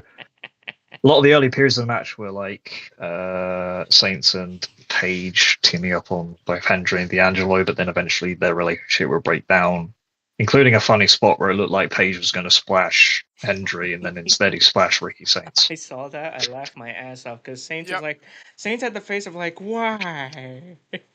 Yeah, they were both like, "What are you doing? Stop getting in my way!" Yeah, And then literally. obviously like, Literally. All right, go ahead. and then Hendry sort of like came back in, as did D'Angelo at times. I thought Hendry's comeback, particularly on all three guys, was really good, and then it looked like it was going for the standing over that got put, the standing ovation that got put to paper. Then there was another big spot later in the match. Hendry and Saints were sort of saying, "Oh, let's put this guy through the table." Didn't really work, and then D'Angelo comes running around the ring after being down for some time and spears both of them off the stairs through the announce table. And obviously, this leads to him, firing up in the middle of the ring, get a spear on Hendry, then hitting his finisher, which I can't remember the name of because it's new. It's called Dead to Some other- Rights. Yeah, Dead to Rights, that's the one.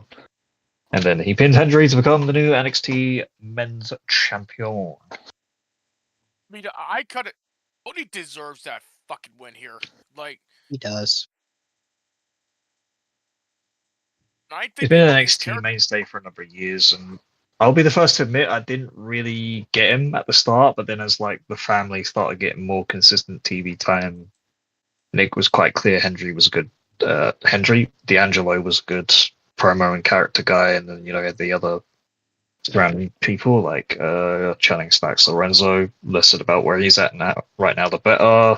Luca Crucifino Right. again. Less said about where he is right now. The definite better. And then Adriana Rizzo. I hope she's okay and that she's recovering well, and I think she'll do a good job when she comes back because she's good. And then, as I said, he grew on me, and I feel like he's really earned this spot now. Like this new character he's doing, the new presentation where his hair gets all wild during the middle of the match after the man bun comes down is really good. He's just like a badass who will go to any lengths to get what he wants, and that's cool. So, yeah. Tony D'Angelo, well earned. Yeah, so Congratulations. after this, Tony D'Angelo is an NXT Grand Slam champion, which is awesome. NXT champion, North American champion, tag team champion, Heritage Cup. Heritage Cup. Yep. Yeah. Stand and Deliver was a way better show than SmackDown the night before, and I feel like I speak for everybody here when we said that was all much needed Yes. after Yeah. the shit show that was Friday night. Absolutely, for sure. Here, like this PLE from Saturday definitely exceeded expectations, and that's definitely way better than last Friday's SmackDown, because last Friday's SmackDown was completely fucking shit. Yes. Okay, so now we get into the Raw preview for Peyton. Do you got anything to say about it? Honestly, it's very deserving for D'Angelo to become a wrestling champion because he fucking deserved it. Yes, it is well deserved. So we have the Raw preview for tonight. Like we said, Punk is going to be on there, which, according to a Led's breaking report, I have a feeling we're going to be in for a fun night with Punk. It's going to shoot from the hip, yeah. another pipe bomb incoming. Seth Rollins. Well, it says here Seth Rollins to kick off Raw after being viciously attacked by Gunther. That's going to be fun. Oh boy, that's gonna be very interesting. Oba Femi and Brock Yep. Lesnar will be live tonight. Do we see Brock Lesnar finally get one over on Oba Femi? Yes or no? No. I don't think we will, actually. I feel like Oba Femi should just be on top every week because he's Oba Femi. He's the coolest dude on the roster right now. Yeah, that is true. LA Knight goes one-on-one with Austin Theory. Yeah. Yeah, I sense some That should- bullshit coming to this match. I think Speed's going to Yeah. be on Raw, so he'll probably be in and around Well, this since match. LA Knight fucking sent Speed right into his own setup, I think, yeah, That was hilarious. I never laughed so hard in my When I life. saw that, I was like, yeah, Knight fucked him up. Dude, he sold Yeah, that never- whole fucking thing. I never laughed so hard in my life. There's actually a I fucking feel like- gif about that. Let me fucking see. Yep, there it is. Send it. Send in chat. Send it. It's in planning. He's like, I'm here to get my own receipt. And Speed's like, yeah. wait. Jesus. Yay! Well, Ellen Knight was like, "Oh, I just want you to apologize." Speed was like, "I'm sorry." And Speed's like, well, and then Ellen Knight's like, "Well, we'll pass apologies." Yeet into the gaming setup. and then his stream went into no signal. And then the rest of the week, Speed was selling the angle so well. Well, say what you want. Like, this is the only like celebrity involvement because it's in a mid-card storyline. It's completely fine by me, but he's actually like sort of entertaining it. Yeah. But at the same time, after all this celebrity Yeah. frustration in the build to WrestleMania, it's like It's very entertaining. that's how I fucking feel. I want the wrestlers to whoop your ass. Bro got fucking Oh yeeted. my- I never seen a person get I- chucked like that into their own setup like that. That is amazing. Yeah, I yeah. want that to happen to me one day. Yep. On a What, real. you Wrestle want, Arc- what, you want like Will or Gunther to show up and be like, get over here. Fucking I'll let Gunther do it 100%. fucking Be throw it fine. right into your desk, just breaks everything. Okay. Yeah, Wrestle exactly. Arc- Well, Everything. I'm like, oh, my ring general, how are you? Get out my fucking way. Just throws me into. He fucking does that power bomb he does right through your fucking desk. Oh no, yeah. If I Fuck. ever get wrestling training, because I'm kind of planning on doing it, I'm still worrying about it at some point. But anyway, yeah. At the same time, if I get powerbombed through my own desk, that would be the greatest honor of my life. Wrestle Arc does not condone anybody to have their favorite wrestler or wrestler in Bullshit, particular. I do. Bro, I condone it. I We- condone it. We here do not condone the paid disclaimer by Thomas Noble here on the Wrestle Arc Podcast. If we want fun, we want fun. We'll yeet a motherfucker through a setup. Vega, come here. I think he's AFK, so he's probably not even urging you. Or watch this back yeah, later. he's Like, AFK. why me? Yeah, he's AFK. The thing is, I need him for his predictions. I'll fuck him. Anyway, Just do it afterwards. Get yeah, his just do it DMs. after. So then we got Yeah, true. We got it. we got Finn Balor taking on JD McDonough tonight, which should be a good one. That should be a banger. And then we Two got- Irishmen Plus, fighting. student versus the master. And then we got God damn it. Rhea and Io taking on B-Fab and Michin tonight. Meechin and BFAB are going to get their asses handed to them. Yep. Yep. Why did you to the beat? Yep. okay. Let's see. Did anything? By the way, we've also got Penta, Dragon Lee, and Jovan, is it? Or somebody else? It's like a six-man I don't one, have although the anything else, Americanos. Unfortunately. It was on social media. Oh, it was. Oh. Yeah. These bastards. Something about didn't Penta, Dragon Lee, and somebody else versus the Americanos. These bastards didn't announce it. Pissing me off. No, just kidding. Anyway. Okay, what do we got here? I do have some back in the day for wrestling, if you guys want that. Because something very infamous happened on this day. Do you guys want that? What?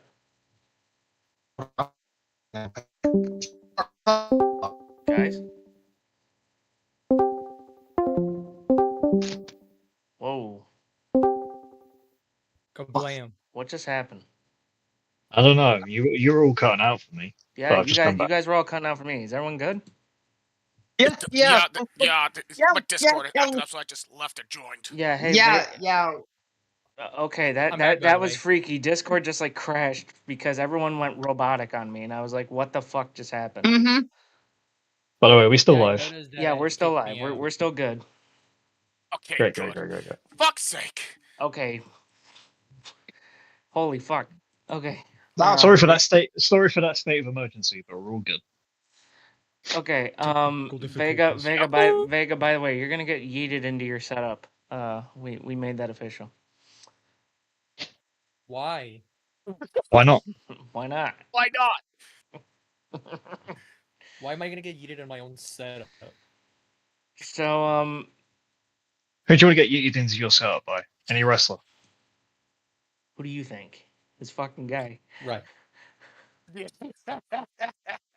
Calling Joe Hendry. Watch Vega. Vega does that and does like a fake Vega. Do that Vega. Do that background screen with Hendry and just yeet towards your camera. Just like jump towards your camera real quick. This would be the funniest visual. Wait, you really want me to do that? Yeah, because I'll clip it and I'll send it to Aled and I'll be like, look what just happened. That should be funny content right here. Yeah, but please don't actually jump in. Please don't actually jump into yourself. We don't want you getting hurt or breaking it. Yeah, do it Just actually get as hurt close yourself. to your camera as you can. Hold on, this is gonna Anyway, be while- That is loaded. while Vega's doing that, I have some back in the day in wrestling history because something big happened on this day. Actually, I a see lot of clearly. big things. Nope. Today was the official day that the Undertaker's WrestleMania streak came to an end. Ah, shit. PTSD. Daniel Bryan became the ultimate underdog, winning the World Heavyweight Championship in a triple threat match. One of the greatest Mania moments of all time. Yep, indeed. Which we went through that. Oh my god, wait, In Vega's doing one it. of our YouTube videos. Hold on. Load. Yeah, actually. Hold on. Load, damn it. Loud. Load! Whoa, damn it. Okay, load! Give me a second. My God, why is it so slow? I'll go fucking widescreen for this. I don't care. I want. Okay. There- Oh, there we go. go. oh god. Okay, Okay. Oh, wait. give me a second. Throw him, Andrew. Throw him. Throw him. All you saw was his hand. Ooh-wee. Oh fuck! How'd that feel, fucker? It's sideways now. The Ooh-wee. camera's fucked up now. Fix your camera. I'll fix it later. Vegas literally just like the way the position Vegas is almost like he's riding a motherfucking roller coaster with Joe Hendry on his back. That is the greatest Holy shit. thing we've ever Holy done. shit, I needed that. I need that clipped. If anyone can clip I this actually needed shit, that shit. Holy please shit. clip it. Shit. Clip Okay. Shit. Oh, I gotta breathe for a minute. Okay. Alright, alright. That was so stupid. That had to be the dumbest thing we've ever Oh my done. God. Alright, Okay, alright, Vegas. Alright, hold on. Vegas, since you're back, let's go over your predictions for Dynasty. Who do you have for Windsor Wait, and what? Shafir? No, grab him after the pod. Wait, what? Vegas, stay after the pod. So we Ping can get your predictions. We can type them down. Okay. Well, the audience deserves to know, damn it. Alright, Vegas, who you got? They will when we go live Sunday. Stupid. If we go live Sunday, if. Oh. Vega, just list them off real quick. Holy shit. This fucking guy. All right. What's the Slow first down, match bud. again? Windsor and Shafir. Shafir. Quick fire it. Let's go. I'm Yeah, just gonna quick fire, guess let's at this go. point. Come on. Andrade Darby. Darby. Thank you Next. for wrestling guy for clipping it. Anyway, continue. FTR Cage and Cope. Cajun Cope. Next. Moxley Osprey. Osprey. That's my guy. Next. Tekla Jamie Hayter. Tekla. Why not? Okay. And Andrea Omega. Kenny Omega. Whoa. Well, there you go. Oh, okay. All right. All right. Well, right, anyway, that's hold all. on. By Thanks. the way, I also forgot to mention the reason that I went opposite of everyone is because I'm going for Wrestle Arc history. Hmm. I want Wrestle Arc to history, you mean, huh? get 0 correct picks. Okay. Okay. That's what I was about to say. 0 wins, maximum losses. Yes. Pretty much. I'm going for the record of 0 wins. All right, 0 ready? wins. We're going into Mania it, no strong, balls. boys. Anyway, all right. So, all right, it's now time for Liam's segment. Q&A. Yes. And Rest- Liam, I have big news. You do? This segment has a sponsor. Holy shit, my own segment has a sponsor? Oh by, my god! by our good friends Really? at by our good friends at Vivid Seats, folks. If you guys are wrestling fans, check out vividseats.com. Get the best tickets to any wrestling event that you're looking to go to, whether it's Mania, Raw, SmackDown, AEW, TNA, it doesn't matter. Get your tickets now through Vivid Seats by downloading the Vivid Seats app or go to vividseats.com. And Liam, you'll be happy to know we're working on a code for it. Anyway, continue. Very good, very nice. So yeah, second episode of Wrestle Arc's wrestling-related Q&A segment. I still haven't got a name for it, so please get your name down. Or get your questions in, sorry, not your name. Doesn't matter. You know what I meant. Get your questions in. Go, go, go. Live chat, live chat, live chat. Let's go. A what if question? We'll ask it then. Pro wrestling guy, for goodness Jesus sake. Christ. Just fuck me. This fucking Just chat. These are Spill the beans, sir. What did I say last week? I asked for you people to use your fucking brains. So hurry up and use your brains. Yes, please, guys. Please. So come on. Questions. Come on. I haven't got all day. Let's go. It's literally like 49 minutes until Monday Night Raw, so please hurry up. Yeah, and we're ending this at 7:30, so you guys better hurry up. Yeah, well, we're ending this in we're ending this in 19 minutes. Okay, so it says here a question from Pro Wrestling Guy, friend of the channel, kind of. It says, "What if Seth Rollins never betrayed the Shield? If he never betrayed the Shield, how would you see things differently?" Oh. If Seth Rollins didn't betray the Shield, I don't think those 3 would be as big as they are now. Yeah. That's honestly a fair point. I think that group probably would have just been another group that would have quickly faded away. That's me being as honest as I can be about it. I think they would have. They'd probably be an afterthought. They just would have quietly disbanded and become mid-card fodder. Afterthought would would have have been been an outcast. They would have That's what been like the AEW.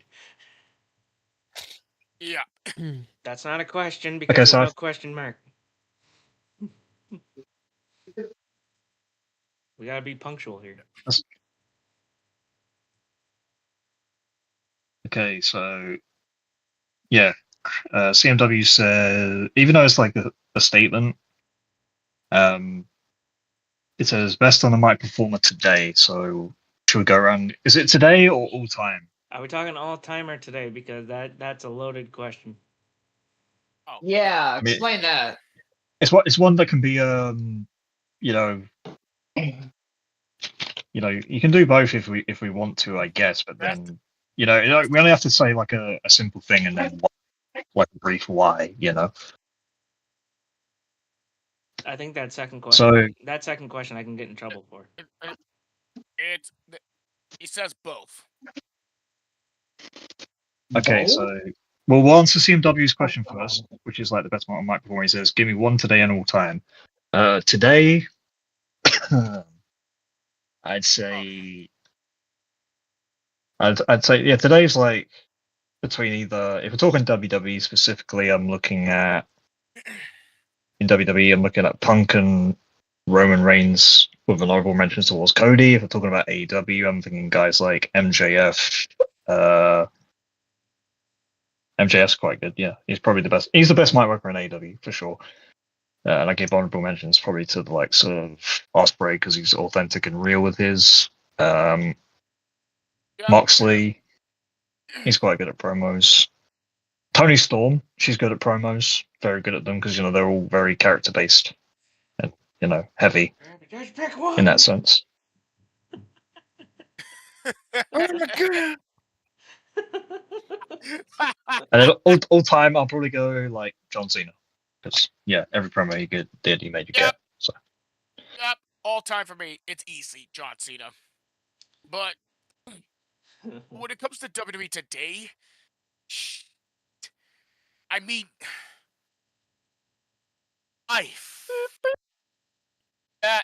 that literally that is a loaded fucking question that just trying to get my head deep.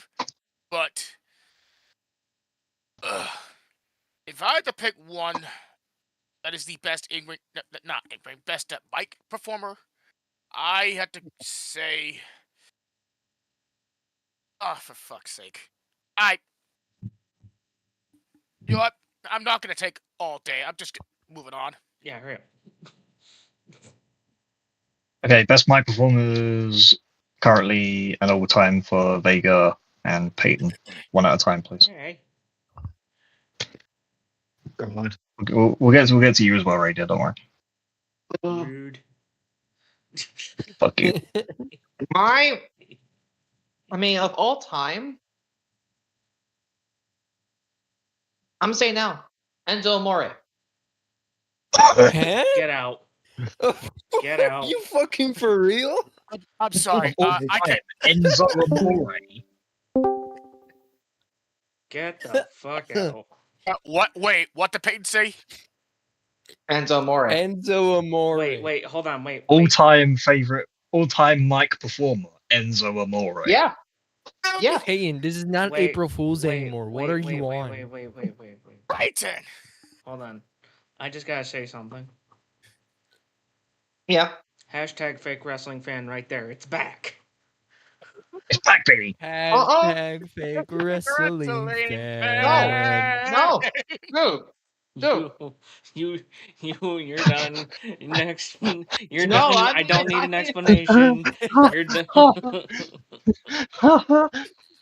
right, Radio. I'm asking you, please make it a shirt and go hashtag fake wrestling fan : the second coming. Let me add that to the Second shirts I'm comes gonna be free. making. And then in brackets, why Enzo? And then in brackets, why Enzo Amore? Why Enzo? That's all I'm gonna say. Why? Peyton, are you high? All right. Seriously? You're done. Come on, we need to hurry. Vega, you're We need up. to hurry this one. All right, so we're just doing of all time, right? Yes. I mean, come on. John Cena. Like, Yes. it's a no-brainer. It's fucking obvious. When he said fine speech, you knew it was game over. Exactly. Yeah, I don't get it, man. Yeah, I don't get it. You're an Peyton, idiot. up. Shut You're up. an What? idiot. You're on crack right now. Anyway. I'm not. You what I say? Moving So on. boring. Moving on. You guys are gonna be shocked by mine, but Stone Cold. No, Yeah, I it's hear it. actually a good one. I hear it. I You hear it. are I the get it. world's dumbest son of a bitch. And then he fucking. What? What? What? What? What? I What? take a couple beers All and right. some tequila and some whiskey. All right. Who's the I first? drank a beer. I drank another beer. 4 beers. 5 beers. 6 beers. 7 What? beers. 8 beers. 5 beers. What? 10 beers. And a Bloody Bloody Mary. Mary. Anyway, all right, all right. CMW asks, first person you think of when it comes to the following titles, the US and the IC title. I'm gonna get in trouble with mine, so I'll let these guys go first, and they gotta go quick. IC Gunther, longest reigning, speaks for itself. Great matches all around. US, John Cena. Ooh, For me, okay. for me, I see the Miz, U.S. John Cena. Okay, Noble. Okay. Well, for the Intercontinental Championship, I say Jericho. But for the U.S. Ooh. U.S. I mean, Championship, he has the most reigns, so that's understandable. for the U.S. Championship, John Cena. Vega. So, For the IC title, I'm going with The Miz because he made that title prestigious at one He point. did. Fucking fair enough. he tells you And in for every Yes, US, goddamn yes. promo. I mean, come on. Fair shout for the And Miz, for yeah. the US title, come on. John Cena, hands down. Like, the open challenges every week, banger after banger. Yup. Well, I mean, no fucking sure. offense, when the Miz goes in every promo, I made the IC title the most prestigious title. I'm a two-time Grand Slam champion. Which is Two-time. fucking. Yep. Okay, so I'm gonna say for the IC title now is Jeff Hardy. No, Oh, I agree. That's fair, that's fair. interesting. Jeff Hardy back. Interesting Jeff Hardy pick. back in the day when he had that fucking title and he was doing the thrust on the ramp and the fucking title. Yeah, I mean, dude, it was legit. And that's thrust. The thrust is all that was about. The fucking If you The, saw the his thrusting. dance, if you saw his dance with the IC title, you too would be like, "Yep, that's legit." Don't you see the writings on the That is wall? hilarious. Um, I'm Oh my thrusting the, at the my US. belt. All right, hold on. Here's where I'm gonna get in trouble. The US title. Oh no. Oh, Okay, interesting. I'm saying this not because of what happened, but just because anytime he held the title, it felt important. Chris Benoit. Okay. Ooh, okay. That's actually fair. I hear it based on the body of work he had. Yeah, with the belt. I'm not talking about what he did outside the ring. Okay, next question. This one's for Vega. What's your favorite Joe Hendry moment? When he won the TNA World title. I think mine. No, I agree because that was like, Hendry Mania was like fully cemented at Genesis that year. So Yeah. Exactly. When Hendry won the TNA title, it's mostly deserved at this point. My favorite. Oh, yeah. My favorite is when he Like, chucked. it was long my favorite, overdue. They just didn't want to pull the trigger. My favorite is when he chucked Vega into his own setup. no, I hear it. I agree with that too. That's a I close also second. agree with that one. Yup. It It's a close totally second. happened. It totally not happened like 15 minutes ago. What is your first wrestling memory? Ooh. Watching WrestleMania 28 on Memory, YouTube. okay. Watching WrestleMania 28 in full on YouTube before the copyright laws got cranked down so hard that wrestling is no longer uploaded by people in full like that anymore. So I guess the extension of that would be obviously just losing my marbles at the Sweet Chin Music pedigree kick out spot. Thank you, Pro Wrestling Guy, for telling me that. Mine's an old one, but mine is Vince McMahon and Stone Cold, and Stone Cold has a gun up to Vince's head, and Vince thought he was gonna get shot, but instead Stone Cold just pulled the trigger, and it said "bang" on a flag. Oh, so it's like a Joker gun, pretty much. Yeah, you wanna know why? It's it was a prop gun. It's because Stone Cold stuffed a letter into Vince's jacket, which was telling him Stone Cold was reinstated. And Oh, yeah. he goes, I think we need to come out with a new shirt that says Vince McMahon 316 says I just pissed my pants. Because he did. Vince pissed his pants. He thought he was gonna get shot. It was great. Well, I missed it. Yeah. That reminds me when Drake Maverick pissed his pants in a match with like I'll the show Big you. Show. I'll show you the clips later. It's great. I never laughed so hard. Anyway, Yeah. other guys. Oh, Jesus fucking Christ. My first memory? I think I remembered where the Nexus debuted. When the Nexus debuted? Dude, Yeah. you're pissing me off. Why? Look. Out of all the things, why that? I mean, hold on. It's like basically that's like the first time Stars from NXT showed up and beat the fuck out of everyone. And We might have a live on-air suspension. no. No, like What- I kind of, no, I kind of agree. Like, I hear Peyton on this one because the Nexus The debut Netflix. was a They're the Netflix waiting. debut wasn't even that. Looking back on the Netflix debut, it wasn't even that no. good. But the Nexus Punk debut was the kind of leader good of the new Nexus at one point. Yes, Punk was So, the yeah. leader of the new it was. Nexus. Yeah. So for like 4 months, and then he was like, Summer of Punk started happening, so Yeah. and then it quietly disbanded. okay. Peyton's still So my first wrestling moment is I still remember to this day. I can't remember correctly. It was like 2013, 2014. I can't remember correctly, but it was the first WrestleMania I watched, which is the on TV, which is the WrestleMania in East Rutherford, Cena and The Rock. 29. Yeah. Okay. And when Cena, I think Cena won the title then. He did. He did. He did. Yeah, Yeah. it was WrestleMania 29 in the main event with The Rock. Yeah, he won it. Okay. It's like way long ago, more than a decade. Like, I can't be blamed if I can't barely remember anything from that.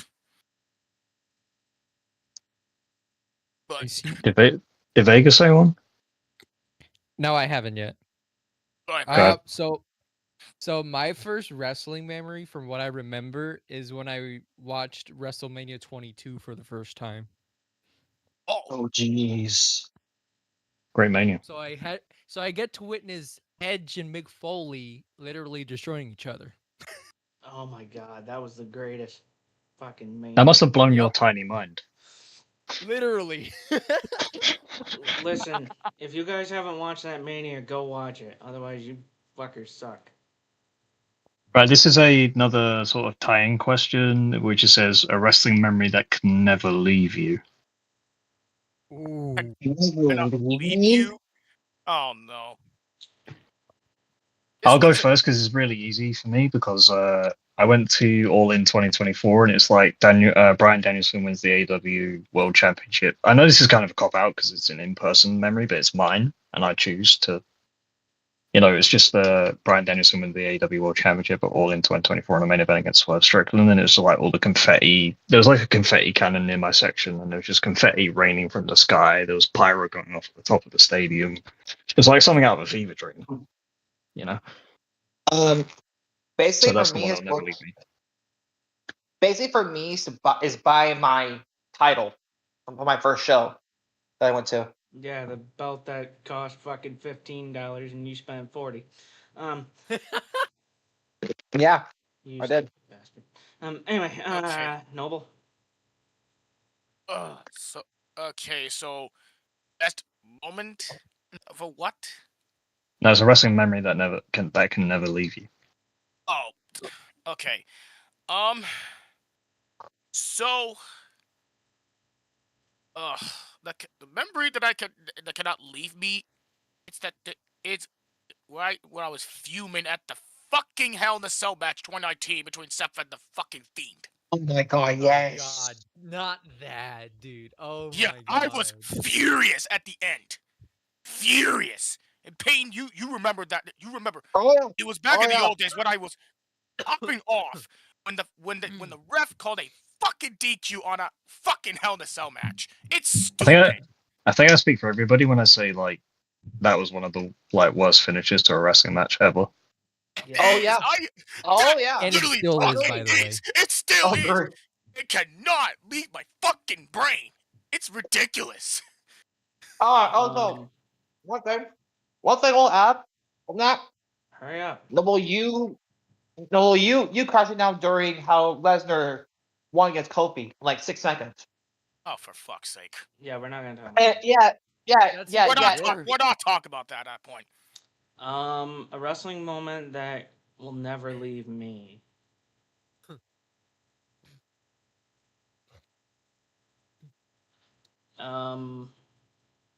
Fuck. Shit.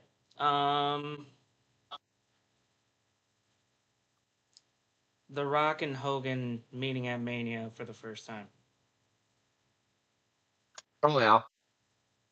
That's actually a good one. It was pretty much the day that it was like WCW took on WWE, and it was like that's what it felt like, and it was like the changing of eras, like from going from Hogan being the guy to The Rock being the guy. It was like this was a clear sign that The Rock and WWE. Yeah, CMW, this guy is old, okay? Most of his wrestling memories are old ones, but that's what it's like for you as a kid, you know? It absorbs you. Hold on, I got a response to this. Hey CMW, I'm on this podcast. You on the other hand. Ah! Got him. Right, quickly, Vega, let's go. Okay, wrestling memory. I guess. Bad Bunny. I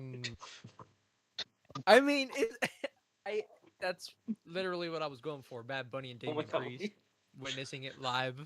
I'm sorry. All the shenanigans that happened. Yep. I'm sorry. What, the Street Fighter Backlash in Puerto Rico? Yes, I was there. So me and Vega have in-person memories. Well, the rest of you have, in general. I saw it on TV once. Yeah, lucky you had a chance to watch fucking All In where you live, and lucky you, Vega, you went. I've been to both of them. So. And lucky you, Vega, you're going to fucking Backlash in Puerto Rico. All right. Right, quickly. Because I literally live here. All right, shut up. We got one more. Quickly, one more. This Desi, one's from Desi. If no one asks, favorite Mania moment. Ooh. Oh my god. Ooh, Okay, my Mania moment. Moments. I've got two. And they're both kind of the same thing, but 10 years apart. It's Bryan at WrestleMania 30 and then Cody Rhodes WrestleMania 40. Winning the WWE Championship. So that's like 10. But then again, it's like. So it's funny how I basically I'm at home watching WrestleMania 40. Got to watch Cody Rhodes win the WWE Championship in the main event against Roman Reigns in the historic title run, and then you get Bryan Danielson in the main event All In. I'm there in person. I watch him beat Swerve Strickland, who was on one hell of a run with that belt as well. So. My moment, WrestleMania moment. Bessie, damn it. Pass me for now. Oh, let's go. What? Huh? Answer the question, you fuckwit. What did he say? I don't know. I didn't understand that last part. You're fine. Dad's actually interrupted me. Okay. Answer the question. I'm gonna say it. I'm gonna say it. Damn question. This is an interrogation. Exactly. Come on, Raw starts in 28 minutes. Shit. I was out of here at 25-2. Damn it. My favorite is when Taker lost the streak. Favorite? Get out. Bro. All right, you're done. You I've had enough. For real? I've had enough. This guy lives in a parallel universe. I swear to God. I've had enough. Payne, you're not delusional. All right, Peyton, you're done with the pod. You can leave now. I've had it. I can't deal with your fucking shit right now. I so badly want to kick you. I want to kick you so hard right in the balls right now. It's not even funny. Honest answer. Get the fuck out. I've had enough. Get out of here. Ain't even bitch trying to make me leave. Okay. No. I have a timeout button, bitch. All right. Okay. Mine. Undertaker versus Batista, WrestleMania 23. Ooh. That's a very good moment. It was the Undertaker streak versus Batista in his power form, the World Heavyweight Champion form. It was magic. That's like 2006, 2007-ish. Yes. Yeah. Both at their peaks. Peak Deadman, peak Batista. Animal. Oh my God, those two wanted to kill each other for that title, and they almost did. They had a last man standing. Neither one of them won. Noble. My fucking god, I need a breather after laughing so hard after this fucking shit. God damn it, hurry up! Jesus fucking Christ, guys! Yeah. Yeah, my god. As we used to say back in the day, tick tock, quit sucking cock. Let's go. Fucking hell, Hey, dude. yo. Shut up, Fucking hell. So honestly, my favorite WrestleMania moment. I mean, I have two. One is immediately the it's when Yeah. Seth Rollins cash in his Money in the Bank Mania at Santa Clara. Yeah. To Okay. win Heist the- of the century. and the other one, believe it or not, was WrestleMania 33 from Orlando when the Hardys returned. That's a good one. I Yes. remember that. You That was a good you know I was gonna say that, but Taker's streak ending was like a bigger moment. You have had enough of today. No. No. It was, No, it was babe. more of a Now I know. heartbreaking Now I know moment. why we don't let you talk. Now I moment. now I know why we don't let you talk as much anymore. No. Go back to playing video games. All right. All right. So that's it for the Wrestle Arc Podcast today, folks. Like we said, this was a good pod. I like this pod. This pod was fun. Pretty good. Had a blast. I know. Thank you guys for your questions, by the way. Thank you guys for your questions. Yeah. Make sure you guys check out all of our fantastic sponsors down below, from Vivid Seats to Fanatics. Make sure you guys check out all the other stuff here on the BW Radio Network. Unfortunately, we won't be going live tomorrow for the RWL's War because of reasons. Yeah, that's it. Now get the fuck out of here. Bye. Yeah, fuck Get the off. fuck out. We're done. Get the fuck out of here. I've had enough of you cunts for one day. All right, let's. We Done love this. we love you, but you're all wank. We love you, but we're all wank. You're all wankers. Okay.